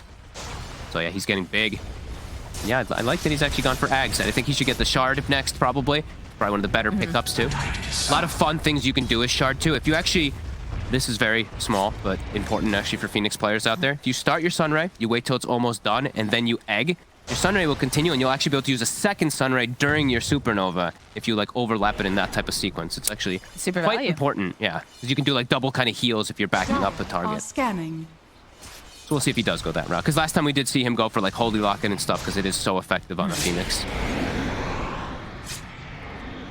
So very close game. 1k gold lead right now for Tundra. You can just feel that looming threat, though. For sure. They have to be, it's super careful. These next few ultimates have to be very precise for them, because as I mentioned, if you mess up your ults, Roche is going to be on the menu for Nigma. We'll do some farming up together here over on the side. This little treants get taken down. Very close here, GH. Farming the wave. Fata, be very careful, Fata. The show, though. Might be able to set up for GH here. He is definitely setting up. 9 is here, throws out the shockwave, goes right through here. GH cannot connect with that hook shot, unfortunately, so he will fall. A little bit of skirmish over in the mid lane, though. 33. Toss up, though. Nice play. Saving out his buddy. 33 pump fake the Ravage. And now with that kill, they're actually going for the Roche themselves. Yeah, don't have the Clockwork Scout for you. This is smart. This is really smart from Tundra. You have all these beautiful wards that you can drop here over on Snaking to keep tabs, make sure that people can't just immediately blink on in. The fight's gonna come to them. They gotta be ready for it, but Clockwork's dead, so the Scout isn't there. Snaking putting his body very, very forward. You can see Fanta dropping some of this here. The Haunt comes in. They can see that they're in the Roche pit and it's getting a bit low. Haunt over onto the back line, so the egg comes out immediately. Snaking. He's just not a part of this. The Aegis, though, does get picked up by Skeeter. They're on the hunt. They have the BKB. They're going to chase after ILTW. Got the Blade Mail. He popped it. They have the Gush. Can they follow up the Shockwaves? They've got the Omni Slash. This is looking very, very good right now. Can they take out ILTW? The spin comes out. They're just the speed, though. They followed up with the Ravage Grasp right on the tail end of it. They'll be able to take down ILTW. And now Miracle. He's got to run as well as they do have all of this damage. GH trying to lead them on a Mary Chase. Mind Control over here on this high ground. But it's already been done. They've managed to go and take the Roche. They've got the Aegis online for Skeeter. They still have RP as well. 9, he actually hung on to it during that whole fight. He's setting up immediately for bottom. Mind Control. Stay together. To be careful. Be so careful. The blink's going to come off cooldown. If 9 wants to go front, yeah, he is. He's hunting. He wants Mind Control. He's trying to skewer forward. They've got the Ice Blast here. It's going to try to just buy a bit more time. And that looks like Mind Control. He gets spotted. They use the RP. You know, they don't have a lot of stuns, but they got to use what they have here. So I'm just going to try to fight here. Miracle following up, though, and they do have the Sunray for that percentage-based M9, though, already skewering away. Can they get this kill? The Clockwork coming in. They're just gonna hold him into place. Yes, they will be able to take down 9. Kuro sitting very, very low himself. Fata? He's just trying for it. running at him. He wants this trophy. He might just die now, He though. might die for it. Oh my goodness, the toss back over here. Get out of here. Stay safe, my friends, as GH throwing out those cogs, trying to buy a bit more time. Do they have enough damage to get the shatter? He actually manages to get home. He's taking a lot of damage in base, though. Might still pop. Very, very close. Oh, ooh, that was very close. Does have that cloak as well to give himself that extra magic resist, saves himself, and yeah, bam brace for sure. Ooh. Who got who there, right? 9. He got so ambitious to go for the kill that it actually gets turned from the Nigma rotations. This is an excellent game again coming out from both sides. 12-20, super close still. This is the kind of game that you want to watch, you know? It's perfect. Like perfect game 3, perfect midnight Dota. Let's go. Mid tower still alive. Snaking trying to keep it up a bit longer. My control. Not much longer though, you know, they've got it. Fortification comes out, they'll throw the Ice Blast. You'll be able to take down the summons, actually. They can get a deny here. They can definitely get the deny. Look at Mind Control, he wants to go, but they're so bad. They're baiting him. Like, come on, come take our tower. You won't. Get the Empower up on Skeeter. Grouped up really closely, they have to be careful. That Avalanche coming out now from Miracle. Coming in. You're trying to get, oh, the Blink. Blink is completed for Tide. Blink for Tide, so better forms of initiation for them if they can get the jumps pre-haunt. It's going to be important. Kuroki also finishes up Shard for himself too, so stronger inside Supernova with that Sunray active. My control. 9 kind of lingering near him. Does have about 14 seconds before the RP is back up, and I have a feeling he's going to want to hold on to that. Throw the Ice Blast to kind of scout out. Looks like they were trying to go for something here past the tower. Scan is there for Team Nigma, so they will know. They made their rotation. Mind Control's just gone over to the enemy side of the triangle here. Doesn't want to get caught out, obviously, and being very patient on the side of Nigma. They're just taking over the jungle completely. There is not a lot of space here. Or AlcodeTV is forced to go in jungle, and he's underneath their ward, too. It's getting big, though. Level 19 now. He sees Fada for a second. Fada. Oh, Fada, no. Okay, they'll go in for the haunt. Gonna try to push back. Miracle, though, finding 9 using his BKB, though. He's looking to get the shockwave off. Not gonna be able to quite land it, as now the Spectre making his way over. The Ravage comes out on the back ends here. Snaking sitting very, very low. Mind Control is forced to teleport away. Radiant's as Miracle still hunting. Oh, he wants Snaking. He wants Tundra. He wants anyone. The Avalanche, no, it's not in the right place. They're just a little bit off, and this is going to allow Snaking to survive that engagement. And the Scotty's online now for Juggernaut. Still very close here. He's engaged. I mean, now you don't have the haunt. Yeah, they've got RP as well, too. You don't have the Ravage. Yep. You did use that, but... Picking up some nice neutral items here. Skeeter, Elven Tunic. Age is gone in about 40 seconds. Can they force something here? Fada is respawning, and they know that that haunt is on cooldown. Wrath of Nature will be back up in 8 seconds, as we know. That frequency is very quickly, and BKB on my control, too. And that's big. Big versus that Ravage. Kuroki still does have his egg, too, so we still have some good ultis on both sides. At less than 1k net worth so between the two teams. Again. Down these illusions. AlcodeTV. Okay, Miracle trying to get into position here. The 9 spotting him. See it.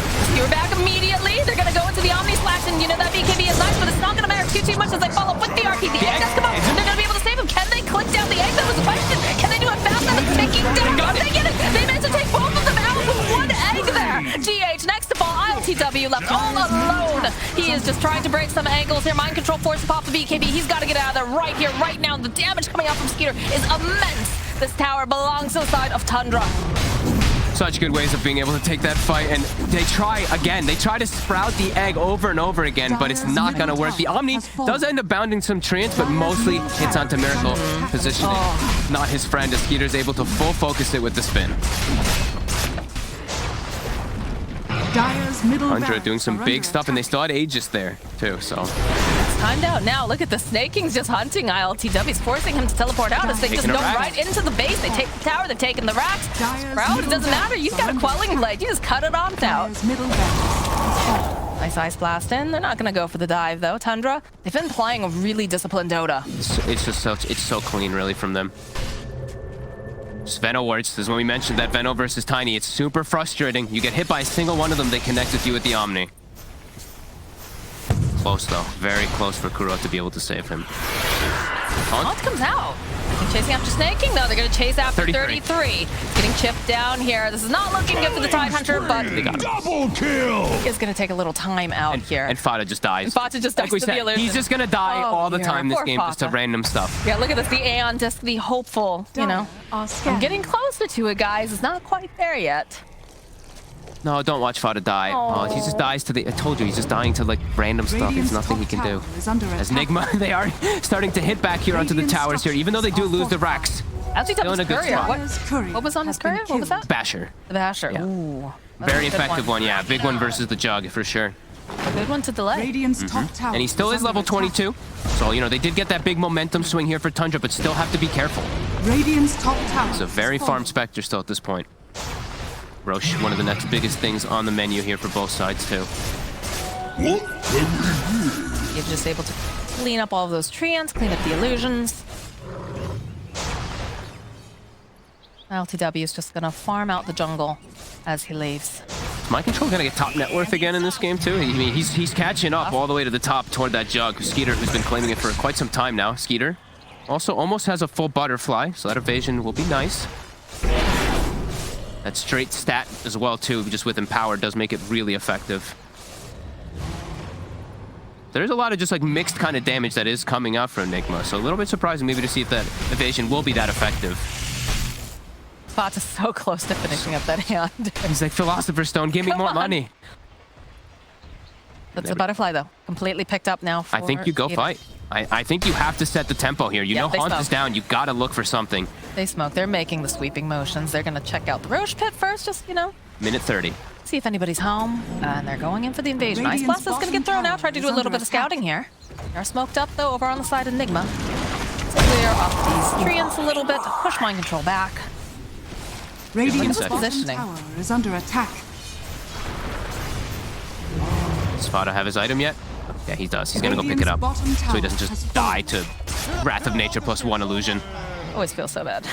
But the Hunt, it's gonna be back up now for ILTW, so fight will be a little bit tougher to execute here on Tundra. If they don't get that jump initially onto one of the targets, they're gonna be the ones initiated on every time, as we saw that last time. You know, Miracle, they got on him. Nigma, actually secondary smoke used, so really looking to pick the fight. They're feeling a timing. I'm just laughing at the way Fata's moving around the map. He can't show it all. He dies in the base even. So. Yeah, it's such a hard knock life for this poor AI. Yeah. Look at this. He's gonna try to push them off. They force movement back. There it is. Yep. 33. Tell the right to teleport out. They're sticking around. Snaking goes down. Oh, so close for that hook shot. 33 with the spider legs. Gets stuck over here. Gonna get caught in the cogs. He's gonna caught in circles at this point. So they are going to eventually lose 33.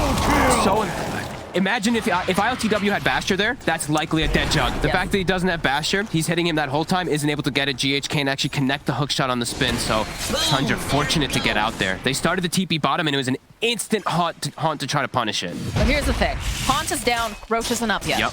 That is the one shining light here for Tundra after that fight, is that they aren't able to just immediately run spit. Now it's up. They do have buybacks. Tied 50 seconds. They do have some ultimates. He's scouting it. They still have the RP. They still have this very big Jug.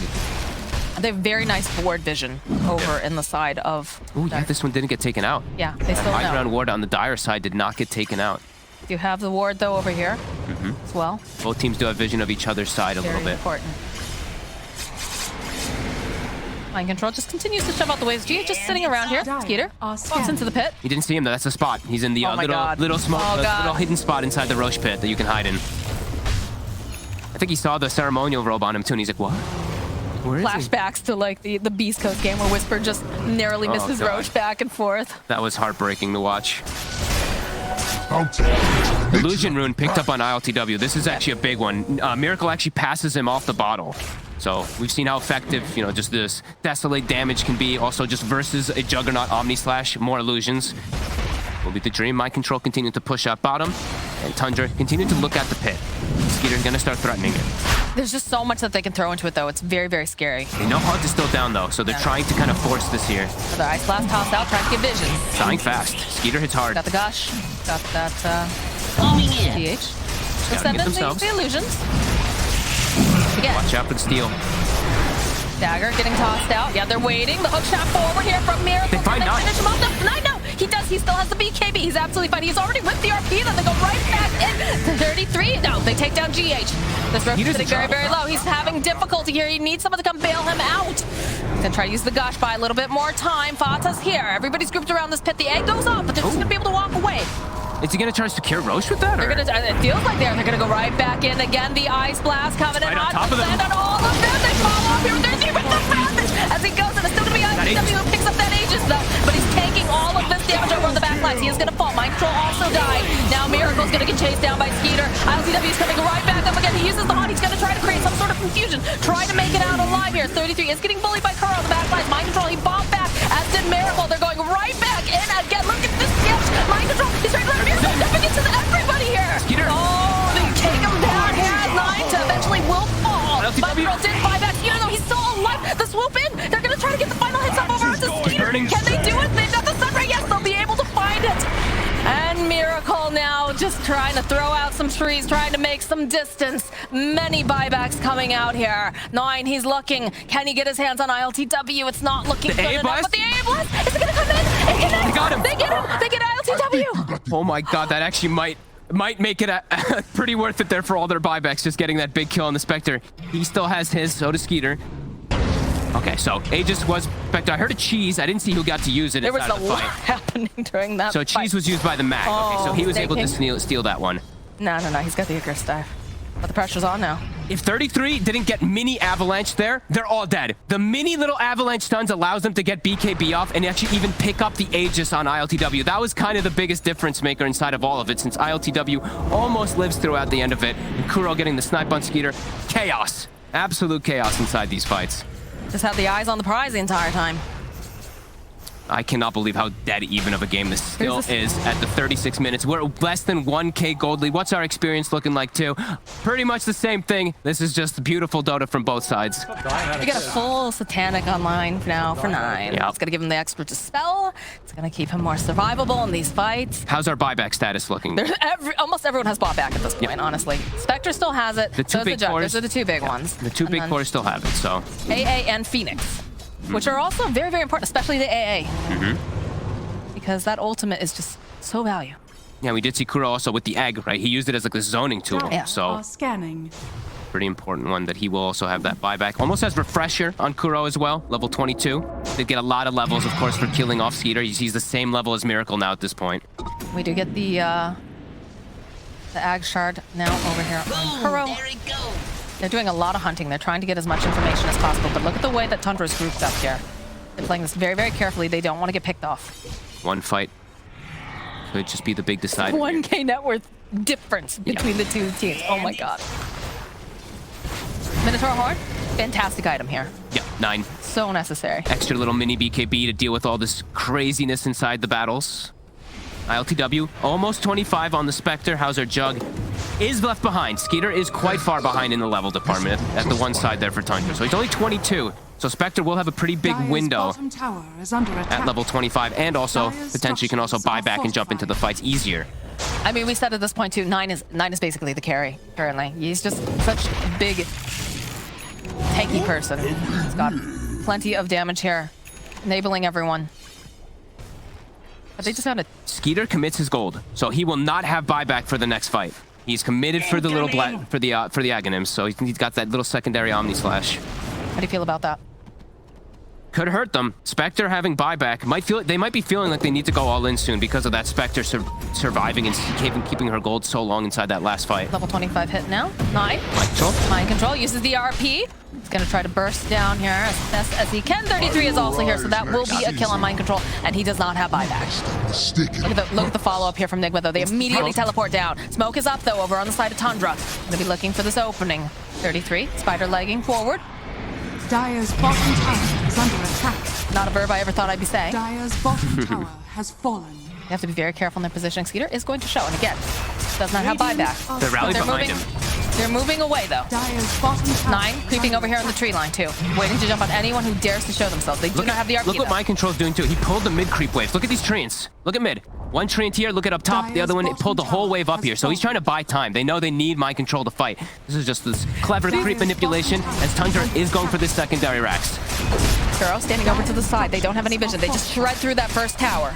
Throw out the Ice Blast over onto the creep wave. They did fortify it. There's a lot of damage, though, here. Miracle will reveal himself. He's just going to try to get some of these creeps eliminated. Moving in with the shockwave. They're accepting. They're just letting the racks drop. They're seeing how important mind control is. Drum is popped even to swoop toward top. Snaking is saying, go team, go. Go for the last set.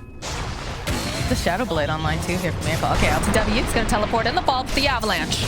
Skeeter almost has the gold for buyback now off of this push here. That's big. 150 very, very score. big. They're looking for this opening here. They do poke a little bit. AlcodeTV doesn't have buyback. 9, GH over onto the back lines, trying to separate. They do have the stun ray, but they follow up again. They have the BKB over here on Stun. GH falling. It's going to be another Avalanche tossed out. They'll fall right back in again. Do they have enough damage, though? They finally managed to take down 9. There it is. There's the rest. But on the side, they take him out. So follow up. AlcodeTV, he's stuck in these kills over here with Miracle. They'll go with the takedown. AlcodeTV, the takedown. Miracle. The buybacks are coming out now. Mind control, running for his life as they're just chipping away on him. And over here, Skeeter barely staying alive just by the skin of his teeth. He did have, of course, that switch flash, so to be able to make it. Fata, even he will be allowed to walk out. Mind control ticking down. They got the megas though, and they all instantly turn for the egg. No hesitation. Pop the drum charges. Everybody focus fires it. This is so impressive again from Tundra. 14k gold lead. Nigma unable to take fights.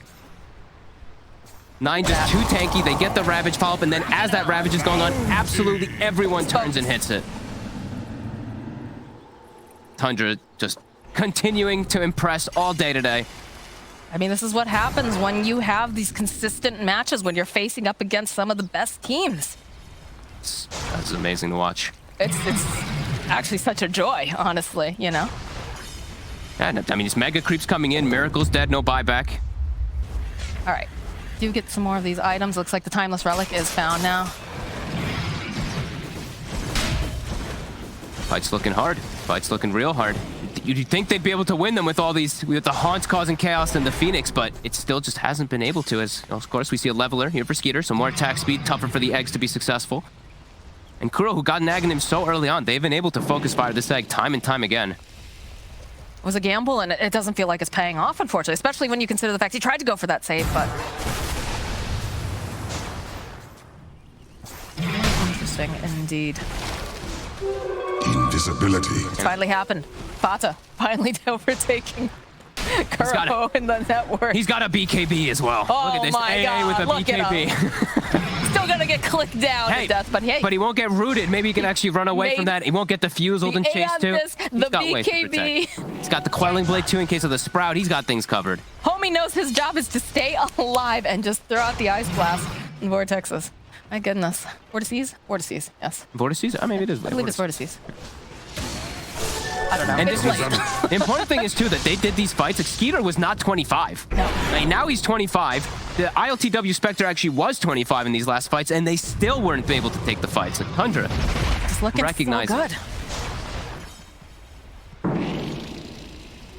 Russian will respawn in 2 minutes. All right. And the pressure is there. These mega creeps constantly flooding inside of the base. Mind Control's got his work cut out for him. Skeeter has half duration left on this double damager, but nobody is home.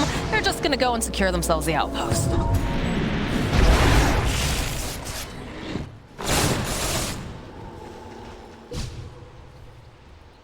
No AC on the side of Team Nigma. Miracle has just keeps getting caught, keeps getting killed easily here, and they do have AC on one side. Also, they do have, I believe, a Vlad's too, so they are buffed up so much more on the side of Tundras. We are going to see a pause here. So we are seeing this Jug is just so nicely enabled too by his teammates. Like AC, Vlad, Solar Crest, and Power, super buffed up. But we do see the Spectre. He's got the Sunray behind him, but that's been pretty much it.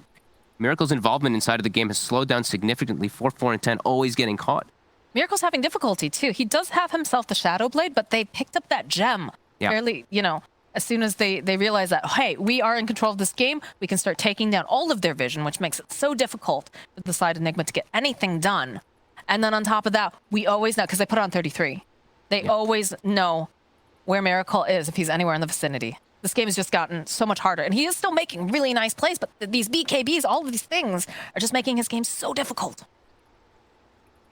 Tundra's in it's the most comfortable position you can be in. Mega creeps, you've got Jug, you've got like everybody's buyback back up too.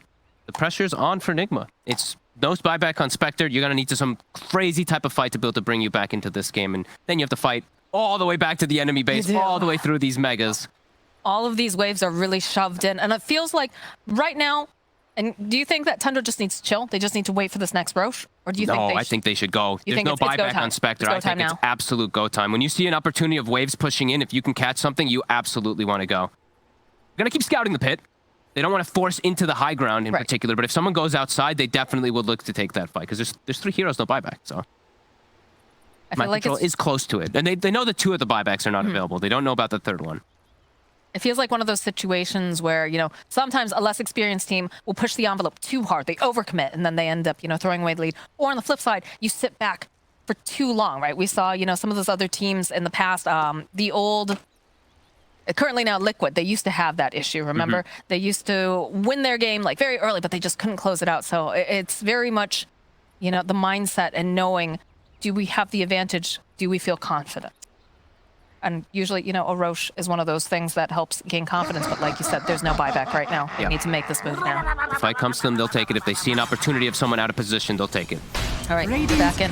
Fox Courier does get sniped. It's just going to be a smoke. Was that what? The neutral just killed it. The Vol Assassin just said, nope. He just turned and attacked Courier. He is an assassin. You know, when you least expect it. Strikes from shadows. 25 on Tide, too. Gonna keep tabs over here. They've got those little treants going into the pit, and of course they've got the Venom Lance rewards, so it's gonna be constantly checking as Mind Control is doing the best he can here in this bottom lane, trying to shove out as much as he can. Trying to cut waves as well, these little treants, these pesky little guys. Looks like they are just gonna play patient. So 30 seconds, not gonna walk it one to the high ground. They still won't have buyback available for the Spectre and Phoenix, so taking that fight, it's going to be hard for Nigma. They use a big scan, though. They're just trying to keep tabs. They're very afraid because they are taking down a lot of their vision. They do have one of the wards, actually, further into the top part of the jungle, and there's one over near the triangle area as well. They're just camping high ground, just waiting for any opportunity, not going into the risky side of the map at all, just waiting and waiting for this Roche. I mean, you keep seeing Mind Control just run back into the trees every second. He's like, where are they? Am I being baited? Could they be showing up right now? This was actually the smarter play rather than looking for the fight, because it was going to come up that soon. They still knew that those buybacks were down, so this was definitely the smarter play. Take back what I said. Into the pit, blessing. Let's go. Who's going to take this one? I think you give this to 33. A nice little AoE gush could be super effective. Also for snaking, I think both of them are really nice this game. I think 33 is just a little bit better for the the enabling, right? Enable the Skeeter even more so with minus armor on top of all these other buffs that he is having. Tried so hard to go and just draw the attention, but the Megas, they're coming. The march is on. The march is on, and buyback still 2 minutes, 50 seconds. Spectre and Phoenix. Got the Trickster Cloak over here on AlcodeTV is trying to just get outside of this base and make some moves. But yeah, we have that gush online now for 33. Now they claim the other area since they're a lot more powerful with Aegis and Cheese. Now it's all about the execution. They've got so many extra lives, though. They can just dump out there. Skeeter does not have buyback. But there's a toss-up from Miracle. Not too concerned about this. Throw out the Ice Blast here. Quite connect. Lanes are being dealt with. We do see the Spectre and the Fury on each side. Tier 4. Now Miracle just going to continue to follow up. The Gush does connect here. Miracle. Go in for the slash. They get Miracle. He does have buyback. Work to use it. The creeps, they're on tier 4. Just hanging back here. Immediately, AlcodeTV trying to jump over here on the bottom to follow up with the Ravage. They'll go and get off the points of Nova as well. They have the BKBs. As though not going in with the RT, though. They got so much damage. They're able to take down Miracle. Taking walls the ball. AlcodeTV will fall as well. There's no buyback over here on this sector as they're just cutting through everyone. They call GG. Tundra has done it. Holy crap, Tundra. What a performance. Just super confident the whole game, knowing they can even take it to later stages. Even though, as I was saying, you know, Phoenix Spectre and Phoenix Spectre and this Nature's Prophet can scale super hard. They were confident in themselves. The buff up of the Jug, it's enough. Wow. Beautiful game. Tundra on from fire. Tundra. The jungle Veno giving him a little bit of a massage. Like, good job, snaking. Stay cool underneath the pressure because you know what? All 3 lanes failed. Yeah, that was very impressive. All failed for the side of Tundra, but they were calm. They didn't try to rotate snaking, you know, into any of those lanes like they did in one of the other games where things started to get really kind of messed up, and they were patient.